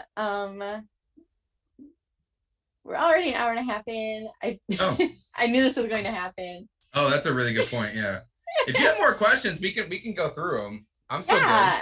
No, I'm loving the conversation, especially just because, you know, I like when the conversation just flows naturally from one thing to another, because that makes it fun and different, and that makes our conversation different from conversations I have with other people. Well, and conversations we gotta beat the MSP record that you probably have with other people, and you know, other podcasts that you may do, like. This is very I'm really having just a fun time talking with you. Like it's really nice. Like I'm having like a nice time just like chatting with you, which is why like to anybody watching or future listening to this, I'm really sorry that my ADT like will go on little tangents here and there. I like to think that the through line through all this is that queer people are great. I really enjoy wrestling. You know, if that's the main takeaway from today, by all means. Nailed it, crushed it, knocked it out of the park. But if there was the Ham action figure and it was one of the ones that could talk, what would you want it to say? But also, what accessories would it come with? Wow, that is such a loaded question. Oh my god. Okay. Okay.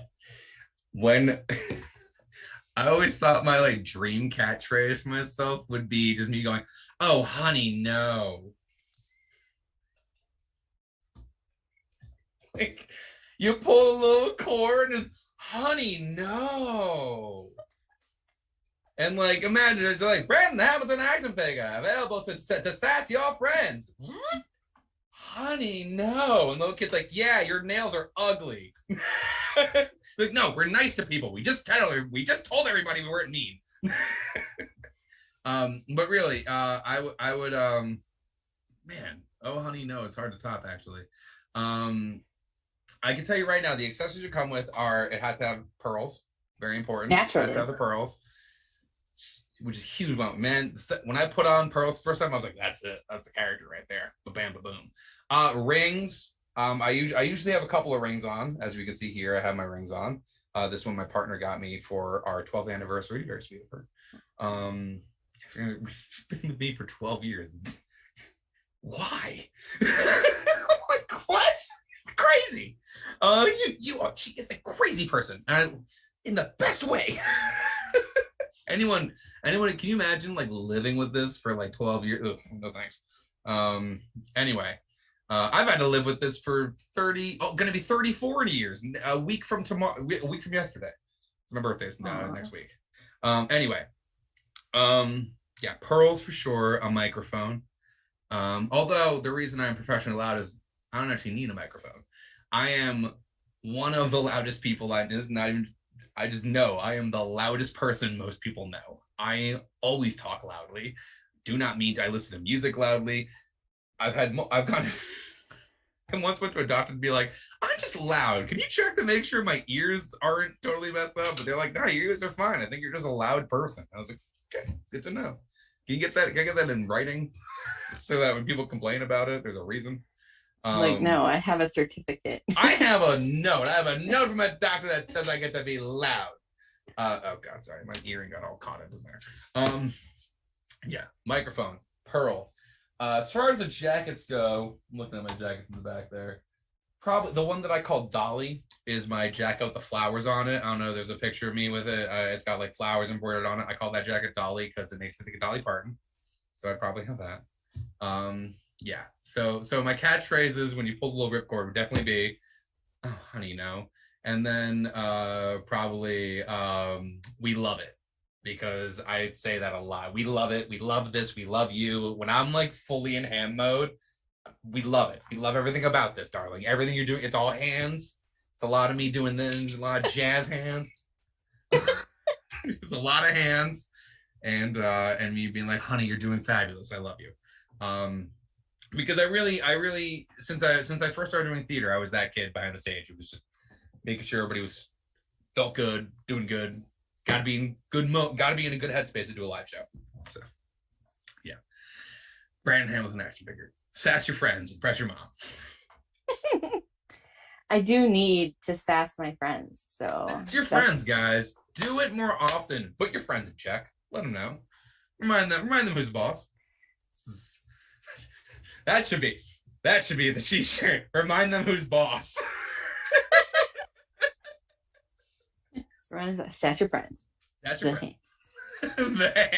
Sass your friends. I keep doing Cactus Jack fingers for some reason. Well, I mean, you have to, right? Right?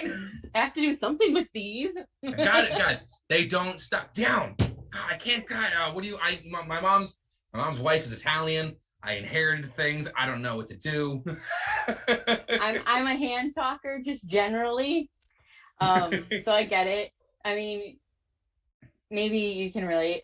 Definitely at one point when I was in elementary school, talking with my hands, knock somebody else's lunch tray out of their hands, and you're like, yeah. I was yeah, I'm always moving and stuff like that. So yeah, I was definitely a knocking things over. My family would take, whatever glass of milk, water, whatever it was, and like put it like a head, like in the center of the table, so I couldn't reach it unless someone got it for me, so I wouldn't spill it, because that's how often I would like it's just do some random ass ADD thing and knock it over. The hands, they have a mind of their own. Hands be drumming on something, I'm a fidgeter, so yep. I get it. Big time. So you go to shows, you have to travel. What are you listening to on your travels? Ooh, okay. Music wise or podcast wise? I like to listen to both. Both? Okay, all right. So, podcast wise. Well, I'm going to blow everyone's mind. I do not listen to most wrestling podcasts. Not a big wrestling podcast person. I don't mean that in a bad way. I just mean that I do a lot of stuff with wrestling. I also don't need 4 hours of two people being like, now, tell me why this happened. Like, I don't need 4 hours of that. And then the other guy being like, well, I'll tell you why it happened. Because two people got together and decided they were going to have a match. Like, that's 400% of wrestling podcast. Not a fan. So, I like to listen to a show called How Did This Get Made, which is a movie podcast hosted by three of my favorite comedians, Paul Scheer, Jason Mantzoukas, and Paul Scheer's wife, Diane Raphael. Brilliant comedians. They watch bad movies and joke about them. It's a very funny show. Jason Mantzoukas, they're people whose voice you may recognize, and if you were to Google them, you'd see their picture and be like, oh, those actors. I've seen them in a million things. They're very, very funny people. There's another show I really enjoy, another podcast I enjoy called Get Played, which is like a video game podcast that was sort of initially in the same vein as that other movie show where they played bad games and talked about it, but it was like seem to be killing the host of the show because they're playing such bad games. But they're like, and you could hear in the audio that they were losing their minds. And you're like, oh God, please do something better for yourselves. Just stop. Just stop it. You don't have to do this. Is that Michael Jordan meme? Stop it. Get some help. So yeah, I'm a big fan of those because I grew up watching Mystery Science Theater 3000, so I love a big fan of Mystery Science Theater 3000. So I've always been a fan of watching and critiquing and joking and that sort of thing. Like it's something I've always really enjoyed. As far as music goes, boy, that's a whole other like multiple hour podcast. Depending on what mood I'm in. So I love music. Everyone loves music. I love music. Music is a huch part of my life. I've been playing guitar since forever ago. God man, so I love listening to recently I've been on a weird Phil Collins kick.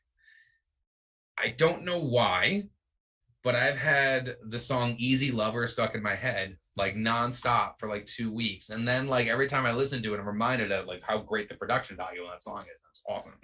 But we just got a new car.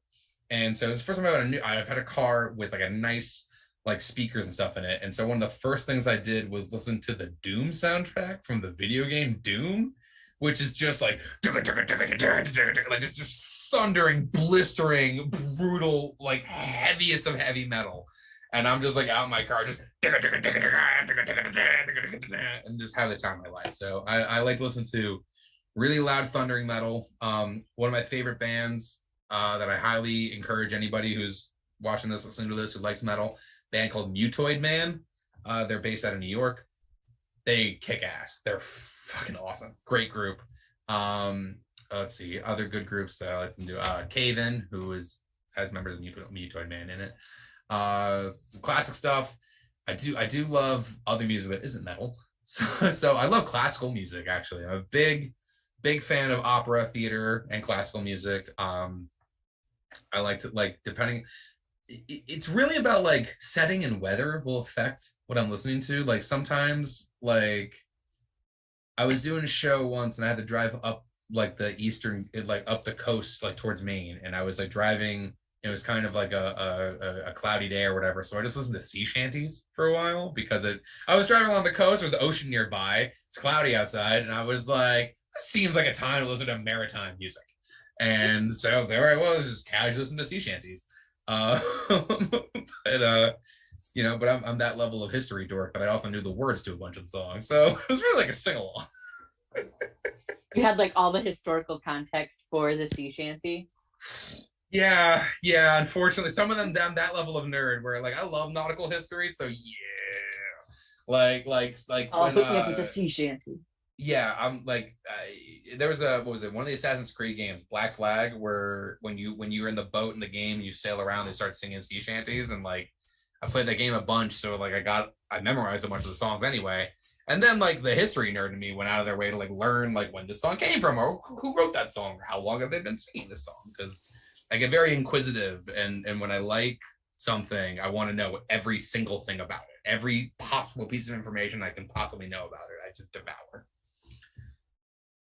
Oh, also the Batman soundtrack.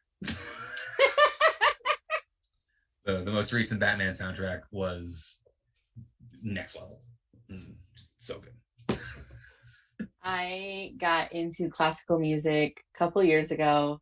I like to listen to it on my way to work. Nice. That's really the only time I listen to it. But like in the morning on my way to work, I'm like, it's a nice way to start your day. Classical station, right? Like, yeah. I got into class. I had a wonderful music teacher when I was in high school. So I went to like I said earlier, I went to a Catholic school. So of course the only music I had was Jesus. And then after hymns. that, yeah, gotta love him. I got in so much trouble because for when we were in 8th grade, we were allowed to bring whatever music we wanted into class and like play it and like give a little presentation on our taste in music. And at the time, my favorite band was Black Sabbath. So I put on the song Black Sabbath by Black Sabbath. And if you're not heard of it, it starts with like a bell, just like a really and it's in D minor, so it sounds scary. It just sounds like a haunting bell, and there's like rainstorm, and then just really heavy power chord comes in. It just literally sounds like Satan is like crawling out of the ground to like come and possess you. And I'm just like in crowd, just man, I got so much trouble. I had to go to the principal's office and shit. Oh, that was the time. So we didn't have Catholic school where I'm at because I'm from a really small town. That's not a thing. But I did grow up Catholic. My mom was very Catholic. My mom played organ in church. Ooh. And she practiced every week. Oh, that's a lot. So many hymns. That's a lot. That's a lot of hymns. A lot of hymns. Yeah. So when I got into high school and I got to meet this music teacher that I had, he introduced me to lots of classical music. Because at that time I only knew it through like movie scores. I was already a big movie person, so like I was already a fan of like John Williams. And this teacher, Mr. Hermnott, he was the one that introduced me to people like Korngold, who was a composer in the early era of filmmaking, who actually inspired John Williams in a lot of ways. If you listen to the movie, you listen to Korngold's music and you listen to Star Wars, you're like, oh, this is the exact same thing. like almost verbatim, the same exact music. This is almost plagiarism. There's one, I'm trying to think of it. I forget the name of, I think it's the Seahawk is the name of the movie. There's a piece of the score that is literally the Star Wars Imperial March. It's the exact, note for note, the same exact thing. But that's how I love classical music. If you've never gotten to see a symphony or anything live, I highly encourage it. Like if you love, because as someone who likes to go live events and stuff like that, there's something so profoundly cool about seeing like somewhere between like 50 or so musicians collectively playing this one piece of music. All because like as much as I love, and I've seen many bands, I love plenty of modern music. I love it. It's great. But as great as it is to see like Pearl Jam killing it with all 5 of those dudes, something about like a full orchestra like all working together to make that like collective sound that just like hits you like a ton of bricks. Like I got to see Hans Zimmer, the film composer Hans Zimmer. I saw his live show, and when he played the Lion King music, I just cried, just weeping, uncontrollable weeping, because I was like, this is so emotional right now. that was a good show. Oh yeah. So yeah, lots of music. So I'm a snack person, and when I'm on long drives, I'm a snack source track, so I like snacks. What are your like go-to snacks? Well, I'm a big person. I like snacks. As a big guy, I like to eat. I have a weakness for little snack cakes. So like Little Debbie's or Tasty Cakes. Like whenever I see a Wawa, you be knowing I'm getting my Tasty Cake on. A big sucker for like yodels, those kinds of things. Like I love like probably shouldn't, but whatever. But those are big. But then I also I really love chewy granola bars. Like, and I eat them like you're supposed to have one, right? Not like 5. like one box. Yeah, like only a whole box of them, man. Like they're tasty. And then like because they're granola bars, I'll tell myself that they're healthy. I love honey roasted peanuts. Love honey roasted peanuts. Like this is one of my things that I always take with me on rides. When I'm doing long rides, it's usually a bit of candy, something chewy. I like a sour, like a Sour Patch Kid. Excuse me. Gotta have plenty of the devil's lettuce with me, of course. Gotta have plenty of that to not while operating a vehicle, because that's not what you do. It's not how you're supposed to use that. One thing I really enjoy doing when I'm driving, and when I'm in new locations, is I love diners. Diners are my favorite type of restaurant, and I will go out of my way to find a small local diner and have 9 times out of 10 I will order 2 egg scramble with cheddar cheese with corned beef hash and rye toast. And like that's my like, if you cook that, you can do anything.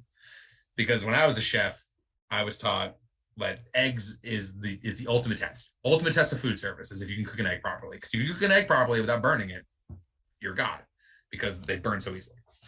So yeah, so that's my big thing. Is I'll usually, when I have my snacks in the car, is like usually a thing of honey roast peanuts, bit of candy, usually a snacky cake or two, and then a gigantor bottle of water. I usually have like a liter bottle with me somewhere, a big old bottle of water, and coffee. Lots and lots and lots of coffee. I love coffee. I drink like 4 cups of coffee a day. It is my favorite beverage. Probably my favorite food is coffee.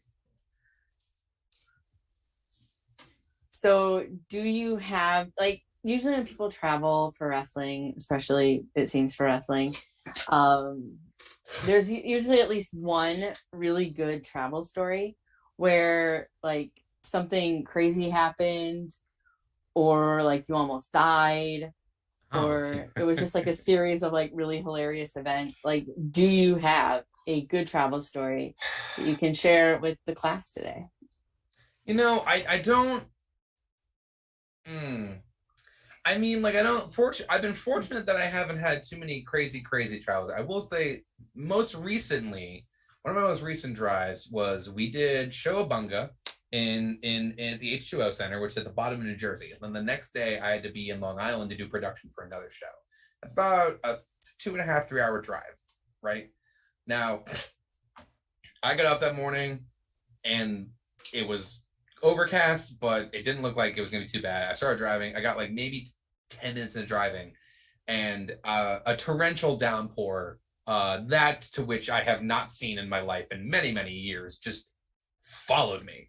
And I mean, like, I felt like Daffy Duck when he's mad and the cloud just following him. Like, that's how it felt. Like, it was insane. The amount of water that was pouring on my car. I was like, is this a joke? Am I a joke to you? And during that storm, this was a kind of scary. An 18-wheeler like decided it's my time to change lanes, and just without looking. And I was, this is like the whole 18-wheeler, like my car was like here, and he was just like, this is my lane now. Yeah. And that was not fun for me. That wasn't fun for me.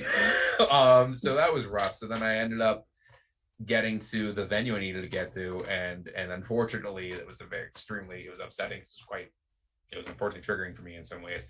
So my brain went into shutdown mode. So I was like, I need to go somewhere else for a little bit there, guys. And they're like, are you okay? And I was like, no, I'm not. So I went. Now that you mention it. now that I can talk about it because I'm alive. Yeah, I'm great. Thanks. I went and took like a 3-hour nap in my car. Nice. But yeah, it was a much needed like 3-hour nap. But yeah, that was a crazy day. The only other like fun travel story I have was one time I'd worked with this guy for a little bit. Is that me? Oh, I don't know what that was. Sorry. I think my watch beeped. Anyway. What year are you in? Yeah, right. What are you doing? Who told you to beep? Anyway, I was trying to talk to my watch beeped at me. Oh, right. So anyway, one time I drove quite a distance to this guy who I had worked with a few times and had stiffed me multiple times. This guy had stiffed me. And at that point, I was finally like just pissed about it. I was really mad. And I got to this location. It was a shitty place. And I was fucking mad because like this was just grimy. And I went over to the promoter and I was like, I need you to know that I just drove 4 hours to tell you that I'm not working for free anymore. So whatever piece you need to make with that right now. So you're either paying me for do this gig or I'm going to go drive 4 hours back home. And he was like, no, hold on a second. I was like, thank you for the answer. I appreciate it. I'm glad to know that that's, no hard feelings. That's okay. I understand that you thought you were getting something for free. That's okay. I am now done here. And I got in the car and I left. So that's another really good time. And I need anyone to hear me now know that this wasn't like a power move. This wasn't like meant to be a dick. This is someone I had worked with multiple times, but stiffed me on multiple occasions. And not for nothing, but pay your talent. Like, I know that's apparently a hot button issue these days. That's a good thing to bring up this week. yeah, apparently that's a hot button issue this week. How timely. It should be a normal thing we do, but here we are. Apparently we work in a carny business. I have heard that. Heard that before. I don't know. My friend's last name is Carney. Yeah. It's their business. Those are my right. Oh my god. Oh boy, you owe me some money, dude. But yeah, those are probably the craziest travel stories I have. I've been fortunate enough to not have anything too crazy where I missed a flight or had to hitchhike my way somewhere or any of the nonsense that some people do. Oh. So I just have a few more questions, and then we'll go to questions from chat, and then we'll wrap up. Sounds great. So what would you tell a 10-year-old version of yourself if you could go back in time and visit yourself? What would you say? So many things. Just, oh boy, so many things. I feel like a lot of, the home run answer is that, hey buddy, it gets better. It's not so bad. I would really sit down and tell my 10-year-old, there's some things that I would say that, like, I don't know, man. Like, I don't want to reveal too much of my life to everybody. But, there's certain things that I'd be like, hey, so I get that we think this is the end of existence right now. And it's not. And it's going to be okay. And don't worry, we're going to figure ourselves out at some point. And I'm sorry it's not sooner or as soon as you would probably like. But the good news is that you were right the entire time. That's what I would tell. I would tell my 10-year-old self, don't worry, you are right. You're correct. Whatever you're thinking about yourself right now is true. And I'm sorry that you're not in an environment that everybody is allowing you to embrace that stuff yet. But you'll get there eventually, and it'll be really fun and really nice when you do, and you'll feel really good about yourself afterwards. Aww. That's what I would want to say to my 10-year-old self. Then my 10-year-old self would be like, huh? What the fuck are you talking about? And I'd be like, all right, well, have you watched Rocky Horror yet? Oh, okay. Here's a copy of Rocky Horror. I'll be over here. When you're done with it, come back over here. You'll get there. And then the kid will come over and be like, I get the pearls now. I'd be like, yeah. We learned a lot about ourselves today, didn't we? We learned a lot about us today, didn't we? Yeah, we sure did. Mm-hmm. Sure did. We're supposed to find them attractive. Yes, you were. Yeah, very much so. Perfectly normal. Perfectly fine. Normal way to look. It's Tim Curry. You absolutely should find them attractive. Just you wait till you watch the Thornberries. Smashing, darling. It's gonna take a second, but you'll get there. You'll get there. I promise you'll get there, buddy.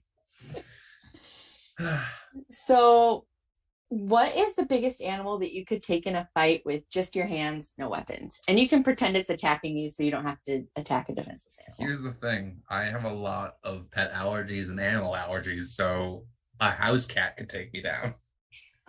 So there's a lot of animals I would try. The funny thing is I love animals. So dumb me, pets every dog I see, pets every cat I see, loves animals, but I call it the Lenny from A Mice and Men complex, where the smaller the animal, the more delicate I try to be, and I feel like I'm going to hurt them by accident. So I'll be like, oh no! Like my friend has ferrets, and they're just hairy little noodles. I don't know if you've ever held a ferret, but they're just a little noodle. And I went to hold it one day, and it was like, surprise, motherfucker! And just wheels his way out. And I was like, ah! So literally, I would say any animal could beat me. A fucking snail, probably. I don't know.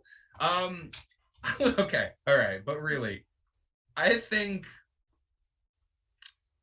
I would say the animal that I would have. This is an animal that I would have a chance fighting. Is that what it is? Okay. Yeah. Okay.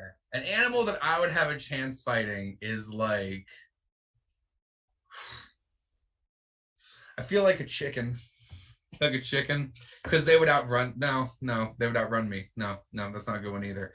Three-toed sloth, and that's only because they are slow and slow enough for me to be like, "Hey, get out of here," and then be like, "Man, fine, And that'd be the conflict. Otherwise, I'd probably have an allergy attack with any animal that decided they wanted to come near me. Horse, sneezing. Dog, sneezing. Animals without hair, I don't know, probably impaled. What about like a tortoise? Oh, that'd be fun. It's so funny we're talking about animals. Just this past weekend, my partner and I, as part of our anniversary, we went and we went away and we were able to get a private tour of a zoo, which was really cool. And it was so rad. And we love zoos. I love animals so much, and the fact that I'm allergic is a real bummer for me. But the zookeeper at one point was like, they were just carrying this little bin around with like half the trip they just had this bin, and they're like, yeah, this is one of our buddies. We're gonna let him out in a little bit so we can walk around. And so eventually we get to the part where she opens the bin, and it's this tortoise. It's this desert tortoise, and he just comes out and he's just like, like.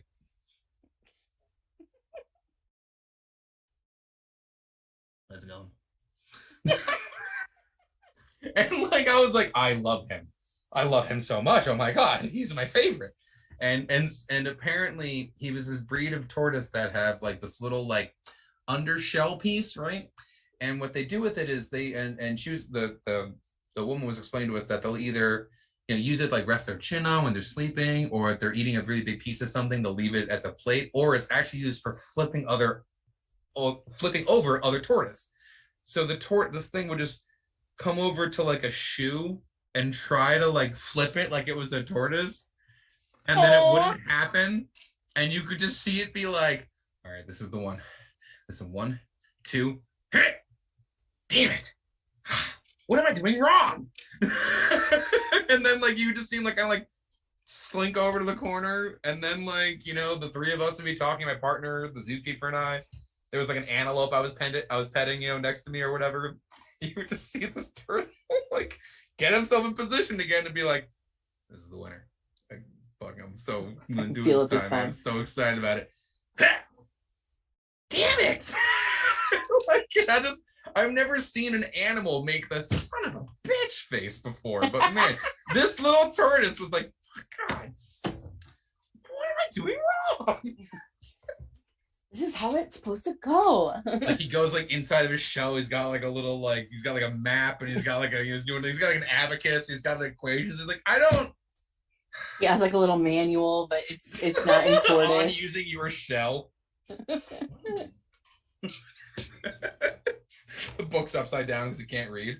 It's like in sea turtles. I think it's the right one. I think it's God. I knew I should have paid attention in sea turtle class. Oh, goodness, that's funny.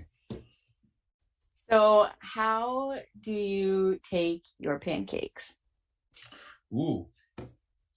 So my first job in food service was at a breakfast restaurant. I was a little baby Brandon. I was a dishwasher. And my chef made apple cinnamon pancakes. Just blows your mind. So it was so good.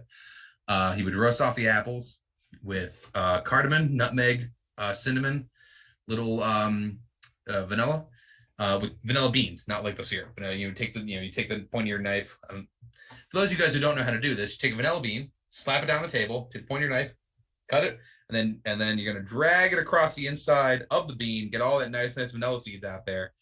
Delicious. And yeah, man, Rick at Rickles, he would make the best. So yeah, he would make me that.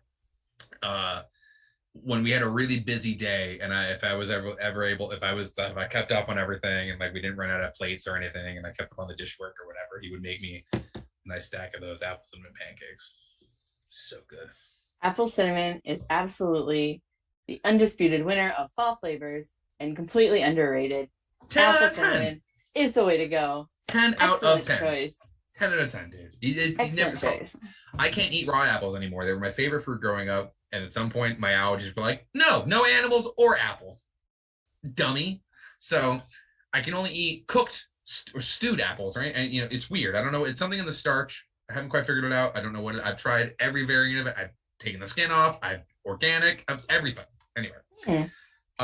Yeah, it's to the point where the last time I talked to a doctor about it, I gave them the whole, like, I believe it's something in the starch of the food, blah, blah, blah. And he was like, that sounds maybe like it's right, but also like you're just using words that you think sound doctory. And I was like, I concur. But do you concur, sir? That's my pipe. I thought that was like like an apple sampling. Is it? And now my throat's closing. No. So yeah, apples and great flavor, delicious food. So I'm gonna take you on like a little journey and just go on like the journey with me mentally, not physically. I'm ready for it. I'm on a journey with you. Hell yeah.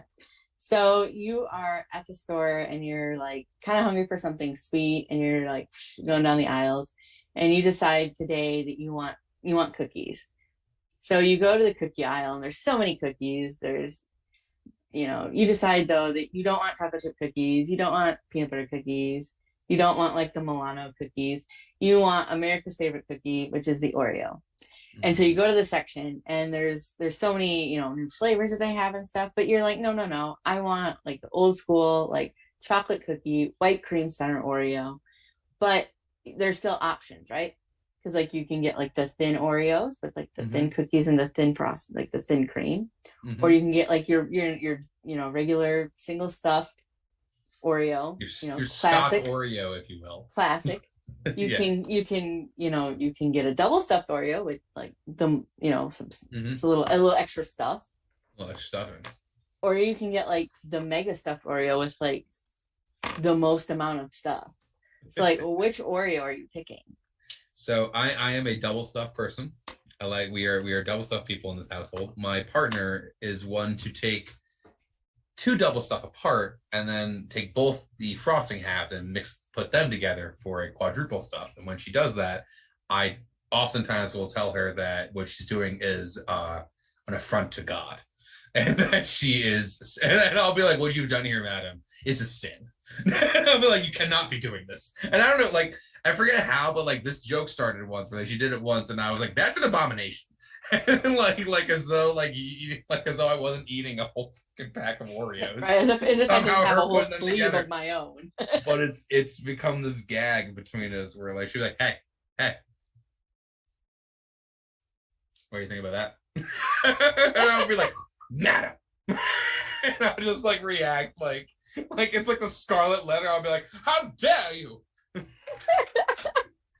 But yeah, we're double stuffed people in this household. I will say this, fair warning, one time my brother is a crazy Oreo person. Buys whatever the silly nonsense flavor is, he gets it, right? So one time he offers me an Oreo, I'm not paying attention, and I take a bite of it, and instantly shit is going off inside of my mouth. I do not know what it is. It was one of those firecracker Oreos that's Pop Rocks in it. You gotta warn people when they're eating Pop Rock. That's not a random thing you want to happen. It's not a good surprise food. It's not a surprise. No. Like a surprise chocolatey center, that's one thing. Ooh, a delicious caramel filling, that's nice. A small explosion of sugar in my mouth it's a no thank you. It's a no thank you for me. That's my Oreo story. Well, you pick the unofficial correct answer to the question, because everybody knows that double stuffed Oreos are the best Oreos. And if you choose anything else, then I do truly feel sorry for you. Yeah, no, if you choose anything else, then I mean, I guess, I mean, what, like, who hurt you? Like you choose a single, like if you have the option of double stuff or single stuff and you're like, I'm going the same, or the thin Oreo, that's just the I'm lying to myself Oreo. Right? You're just like, oh, I can't wait to have chocolate wafers. Right? Like, why are you? What are we doing? I don't get the appeal. It's the type of thing where it's one of those products that they make because they know there's like, some like crazy, like, and I hate to stereotype, some like crazy housewife who is just like, but they're the thin Oreos, so it's not like eating like a lot of them. It's fine. You're like, no, Megan, that's still a whole bag of Oreos, but they're thin Oreos. And you're like, but there's still so many. There's so many Oreos, and it's like, you're gonna do it. You might as well just 30, bro. You might as well just go with It's like eating Fig Newtons. You're like, that's still a cookie. Like, just because there's fruit in the center of it doesn't make it healthy. You're like, no, it's fine. It says Nutri-Grain bar on the side. Just eat a better cookie, bro. Eat a better cookie, man. Come on. And on that note, I defer to Christopher to see if there are any questions from the chat. We do have a few questions from the chat, but I just want to say that it was lovely sitting in the wings, just laughing my ass off at this entire 2-hour interview. It's been wonderful. I'm so glad, y'all. Thank you for having me. This has really been a gem. 2 hours blew by. Like this was a very easy chat. Speaking of chat, giving them questions. Giving them questions. All right, we got a few questions from the chat. Let's roll through them. So we have one question from Vic here. I had to clarify because I did not know what the question meant, but they said that you will know. Are you Team Joel, Team Mike, Team Jonah, or Team Emily? Who the hell is Emily? Team Jonah? Why do I know that? I don't know. I had to clarify. You don't know it? I had to clarify. MST3K. Oh, there it is. Okay. Sorry. At first I was like, why do I know this? Okay. I knew all the names. I'm like, why do I know all of that? Okay. I'm a Mike T. Nelson. I'm the OGs. I remember like watching on Sci-Fi Channel back in the day, man. Like I remember when the movie came out, like the Mr. Sassy 3000, the movie, which is like just like a one-off episode. They decided to make a movie out of. That's the winner. I think Mike is the one on that one. So that's the answer. All right. Next question. What is your go-to karaoke song? Oh boy. That's a loaded question. I love karaoke. It's like, as I'm sure you can I don't know Surprise? if gather this at all. Kind of like attention. My go-to song is Tribute by Tenacious D. I've often been known to either remove an article of clothing, climb on top of tables, or sing to people who are not paying attention to me while that song is on. Sometimes all three at once. When I quit one of my what at the time I thought was my last job in food service, jokes on me. We all went out to a karaoke bar and I started singing Tribute, and there was this one table directly in front of me of these two women who were just like, they were just like having a conversation or whatever, but I had enough whiskey in me to be upset that I was singing and these people were not paying attention to me. So I definitely like got on this bar table, and Val, you met me. For those of you who have not seen me, I'm 6'1". I'm like over 300 pounds. I'm a big person. I'm like crawling on this table, like singing Tenacious D at these people, not to, at them. So that's one. Another one, and actually it's funny you mentioned karaoke. I met my partner, and the night that I met my partner, I made all of my friends and her go to another bar where I knew they had karaoke, and I sang James Brown's Sex Machine. And here we are, somehow 12 years later. So James Brown and Tenacious D, those are the two go-tos. I said, oh, feel good now. Ah! Say it again. Yeah, you can do it. It's just fun to do. I did like the split and everything, and my friend like draped the coat over me, like the Living in America video. It was actually pretty great. Living in America. All right. See, all I'm hearing is I need to go to karaoke with you. I have been trying. My dream event truly would be indie wrestling karaoke. That's my dream event. If there's one event that I could do, it would be to host a big indie wrestling karaoke show where we get a bar on board for one major, like, you know, one of those major like weekends, and some, you know, I don't know, it doesn't have to be Mania, but whatever. That's because I've seen enough videos of wrestlers doing karaoke to know how entertaining it is and know how much fun it would be. And I think enough people would have such a good time with it. And, you know, so anyway, that's like my dream project. In a dream world, that's where it'd be Brandon Hamilton presents indie wrestling karaoke, and we would all have the time of our life, especially when we got to the point where we sang Black Parade and everyone just started crying and like losing their fucking mind. And it would be a special on IWTV. Just imagine a sea of wrestling fans, like half in the bag. Just, we'll carry on. Like, you're the best, man. I'm here for it. I am in the middle of tweeting this out because this has to happen. I want it so bad. It's all I want. It's all I want in this world. Listen, we can do the Bald Monkeys presents. That is exactly what I'm tweeting. I'm just saying, you got a host now. I'm right here. I'd love to do it. I sing. Sometimes I dance.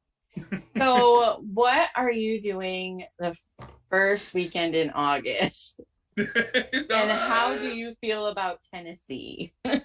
Ooh. One of my favorite places on this earth is Tennessee. That's not even a joke. I love Tennessee. Like, I have family from Tennessee. Murfreesboro, Tennessee. I tell you what, I love it down there. I mean, Dolly's from Tennessee. Mm-hmm. Patron saint of everything. Dollywood, the greatest. Veda knows. Veda Scott knows. Veda and Speedball Mike Bailey, they know. Dollywood is the best place. It is superior to Disney World. Let's do it. I'm tweeting. Don't worry. It's out there now. I love it so much. It's out there now. Audience, give it to us. Amazing. When you said tribute, I went into a roll of laughter that lasted basically the entire time you started talking about the story of you climbing on the table. I do the whole like I do like, oh man, like I've been doing the Jack Black bit for a long enough time, man. I can do the high kicks and everything. Love it. It's such a fun song. Okay, we're making that happen. The Bald Monkeys presents Independent Wrestling Karaoke, hosted by Brandon Hamilton. Yes. Already working out so well for me. Okay. Let's get to the questions because we might not ever get off the air here. Sorry. Don't be sorry. Do you play an instrument? I do. I play guitar. That is the primary instrument that I play. I started playing guitar when I was like, I don't know, like 11 or 12. Yeah, I love it. I have a few behind me. You can't see them here, but I have a few guitars, but my favorites are over here. I have a Telecaster, which my partner bought me as an anniversary present. It was the first really nice guitar that I ever owned. Everything else was kind of like a crappy, sort of cheap guitar. And they sprung for it, and I forgot where we were. I think we were in South Carolina somewhere, and I found this hole in the wall music shop, and this guy had this sweet piece of guitar that now I feel compelled to go be like, yeah, I'm talking about you. You over there, the one that's staring at me, telling me to restring you. Yeah. I also I can keep time on. I would never call myself a drummer. I can keep time on drums. And I like to pretend like I know how to play bass like every guitar player does. Is there, besides bass, is there any instrument you'd wish you played? I wish I could play piano every day of my life. Every single day of my life, I wish I played piano. It's that or viola, which is a slightly larger violin. It's just one of my favorite instruments. Just the sound. I love string instruments, and I love percussion instruments, and piano is a percussion instrument. A lot of people don't think of it that way, but it is hammering those strings, so it's a percussion instrument, and so many beautiful sounds you can get out of it. And as far as the viola goes, like I said, string instruments, violins and stuff, those are just gorgeous sound. But the training process of learning how to play either of those things was not as easy as learning how to play Nirvana. So here we are. Oddly enough, Nirvana easier than Chopin. Who knew? Crazy, right? Fourth grade me was on Team Viola somehow. I don't. That's awesome. Don't know a lick of it now, but I think they were out of violins at the time, so I ended up with a viola. They were like, "Here you go, kid. It's just like it." I took piano lessons for like 3 or 4 years. So I'm just really bad with musical instruments, and so I was just like, it wasn't for me. I wanted to play piano. I've tried to teach myself piano a few times, but I have a really hard time reading music. It's just like I don't know if it's like, I don't know what it is, but I just can't follow written. It's very difficult. Like I understand how it's notation. I get how it's supposed to work, but it doesn't translate into my brain very well. So guitar was a lot easier. And one of the reasons I like playing guitar is that I love blues. I became a big, I don't know, when I was a teenager, I head over heels in love with blues music, and I just became really big fan of that. And you know, there's so many different, I don't know, guitar is very versatile, like a piano is. It's a very versatile instrument, so you can do a lot of cool stuff with it. I'm not good though. I never call myself a good musician. Well, awesome. You know you're a musician when you're like, I'm not good. You're like, yeah, you're definitely a musician.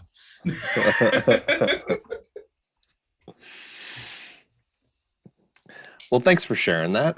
We have one last question. It is from our VIP Vic in the chat. It is his staple question. In your opinion, who has the best gear of all time?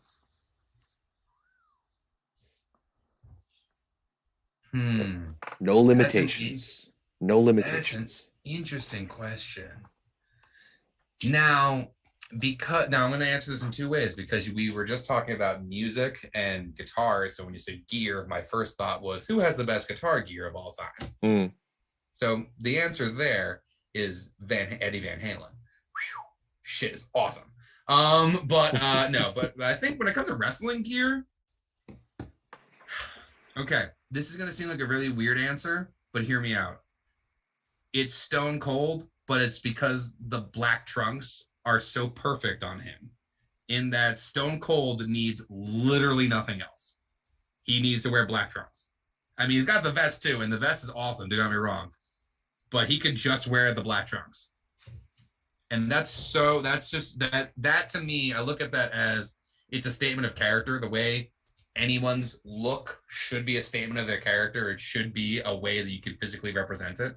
So I love minimalism in looks. I also love very loud and extravagant. Some of my current favorite people, we were talking before, MSP always look amazing. They just always look incredible. Just always incredible. There's okay, and this isn't just to blow them all up, but a lot of the students coming out of T2T, the wrestling school in Brooklyn, they all have an incredible sense of look and character. So like Sassy Boatwright, she always looks really great. The Money Dragon, Angelo Carter, he always looks good. He's got a great look and aesthetic and stuff. It's really hard to say who has like the best gear of all time. It's so difficult to whittle it down. Because like I said, I'm like, at first I'm like, it's a good answer. Stone Cold, man, what a great answer, because he doesn't have gear. That's what's so cool about it. And then I'm like, well, actually, wait a minute, hold on. Like, remember that time Rusev came out with a tank? That was pretty awesome. But yeah, that's tough. And then the vanity answer, me. I have the best gear of all time. I always look good. I always be bringing the thunder. Oh shit, Effie's jacket. Damn it, there's a lot of good people. See, I always like Willow Nightingale's gear. I think her gear, Willow always looks fabulous. It's very much maybe just to my aesthetic, and it's bright and colorful, which I love. There's sparkles. Who doesn't love sparkles? It matches her. It's exactly what I was just saying before. Willow's gear matches Willow. Like, Willow is an absolute gem. Such a sweet person. She was at Showabunga. What a sweet person. Truly. Actually, the first time I met her was the night I met you in Texas. She was on the show before that, and I briefly saw her and was like, oh, hi, how are you? And I introduced myself to her, and I let her know, hey, you're doing this show for Wrestlers Lab. I'm going to be there then. Nice to meet you. What a doll she is. Also Ziggy Heim. Ziggy Heim, talk about a person who really thinks about their look and what they're going to come and what they're going to come out from the curtain with, and what they're going to bring to the table. Like, she always comes correct. Like, she's got gear for days. She always comes correct. Like, and again, just at that Showabunga show, she came out wearing gear that had the Water Tribe from Avatar sort of look to it, and I was like, that's fucking rad. Like, what a cool thought to have, man. So yeah. So I'm like in this camp of like either super minimalistic, nothing, like you know who has a minimalistic gear that I really like? Travis Huckabee. Travis is one of those guys. Minimalism, comes out to the ring, ready to fuck someone's day up. We love Travis Huckabee. He's a gem. That's another one for the pull the cord. You're a gem, or they're a gem. That's another one that I tell people all the time. You're a gem, darling. I love you. Yeah. Thank you, Vic, for your lovely question and for my rambling answer. Well, thank you. Yes, thank you, chat, for those questions. And Brandon, thank you, chat. Thank you so much, everyone, for hanging out with us. Yeah, we much appreciate you answering those questions. And Val, it's back to you. So this is the wrap-up section of the evening where you tell me what your upcoming shows are and where we can see you. All right. Okay. So let's see. You can find me. Where can you find me? Where's my calendar? So I do have a show this month. I have a show with New World Wrestling Extreme that is happening in Bridgewater, Massachusetts. I will be working the commentary table there. Then after that, yes, very fun. Then after that, in July, I will be working as part of RSW's 2 days at the Stonington Fair here in Connecticut, which is going to be very fun. We had a really great time last year doing the Stonington Fair with RSW. That was actually a really fun day. That was my first country fair event, and it was very exactly what you want it to be, I think is the best way to put it. And then those are the next two main shows I got going on. Then in between that, I have a lot of production gigs. So I am doing a lot of production gigs these days. This coming weekend, I'm going to be in New Jersey with GoPro, getting some production work in. And then I have another couple of shows in July as well where I'll be doing that. So it's a little less come see Brandon, but that's where I'll be. And then you can always find me on the twitter.com at the Ham Tweets, where I do things like apparently go viral because Alien Ant Farm is playing near me. And how is that what a nonsense tweet for everyone to decide they wanted to have an opinion on. Like, I was like, folks, like, this was a joke. This was a bit. Like, how is it just going this hard? I'm still getting notifications. It's been a day. I mean, I chimed in.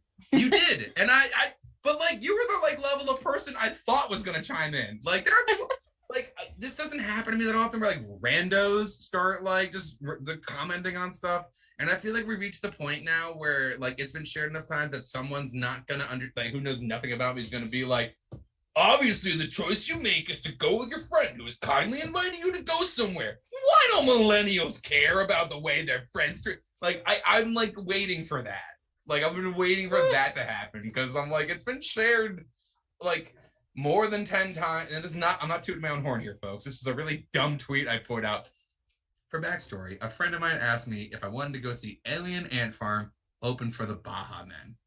It is the year of our Lord, 2022. And that was a question that was phrased to me yesterday. And now you saw me I got to get serious there for you guys to know. What? I have enjoyed a lot of people asking me if I have a time machine. And I want you to know, if I had a time machine, why would that be my choice? Why would my choice be Baja Men? And nothing against either of those bands, but if you have a time machine and that's what you choose to do with it, you should not have gotten the time machine. There's other people that deserve it. You wasted it. You wasted your time machine. You wasted the time. Of all the concerts you could have gone to with a time machine, you wasted it. We wasted the good surprise on you. Oh, man. Okay. This has been so much fun. I've really been having such a good time. Well, I've had a blast. It's been super fun for me. We clearly. Yeah. Dude, anytime you ever have a guest that drops out, anything at all, you ever need to take, you just let me know. I'm here in a heartbeat. This was so much fun. Well, thank you so much for hanging out with me tonight. I've had a blast. You are just dynamic and delightful and wonderful. And I can't wait to run into you again someday. I cannot wait to randomly bump into you at another show. What a time that was. And I cannot wait. Thank you for having me. Bald Monkeys Podcast, Wrestling Podcast Network. Thank you for hosting the show. It was very nice of you guys to have us here. Everybody at YouTube, thanks for building a website for us to be on. I'm doing my Oscar speech now. I want to thank the Academy I want to thank my mom and my dad and my other mom. No, I want to thank Kat's Deli for making a really good pastrami sandwich. Well, yeah. Thank you so much. Once again, plug any and all of your social medias. If you have Twitter, Instagram, Facebook, Twitch, OnlyFans, TikTok, a merch store. I should get OnlyHams going. If you have podcast, drop your Venmo and your Cash App, like, whatever you need. Well, folks, like I said, you can find me on Twitter at the Ham Tweets. You can find me on Instagram at the Brandon Hamilton. Those are my two main social medias that I use. If you feel so inclined as to ever give me money, I'll take it. I do have on my Twitter bio, there is a link to my Brainbuster Tees store where I do have some designs that I have up there. I haven't added one in a while, but I do have some fun ones, like the My Hammy Vice one is always fun. I also have one that I enjoy that is to Van Halen, like a Van Halen symbol. I thought it was cool. I don't think anybody else cares, but I love Van Halen, so it doesn't matter. I basically made that shirt so I could buy it, which I do feel like a lot of wrestlers do that anyway. So that's it, folks. Find me on Twitter and Instagram, and tell your favorite promoter to book the Ham on their next show, because your show could also use somebody who's professionally loud and really adorable. Super adorable. Thank you so much for hanging out with me tonight. Thank you, everybody in chat, for being here and watching us and giving us some cool questions. Make sure to tune in next week right here on the Action Wrestling YouTube, where I will be circling back with the creative director of New Wave Pro, Mr. Earl Joseph, and that is ahead of their show on July 2nd. I think it's called Mob Rules. I should have double checked it, but I'm pretty sure that's what it's called. And I get to go. I actually get to go to the show in Indiana, which I'm very excited about. So be sure to come back next week and listen to that. Thank you once again, Brandon, for hanging out with me tonight. You have been absolutely wonderful. And thank you, everybody, for hanging out as well. Thank you, everybody. It was such a wonderful time. Thank you guys for having me.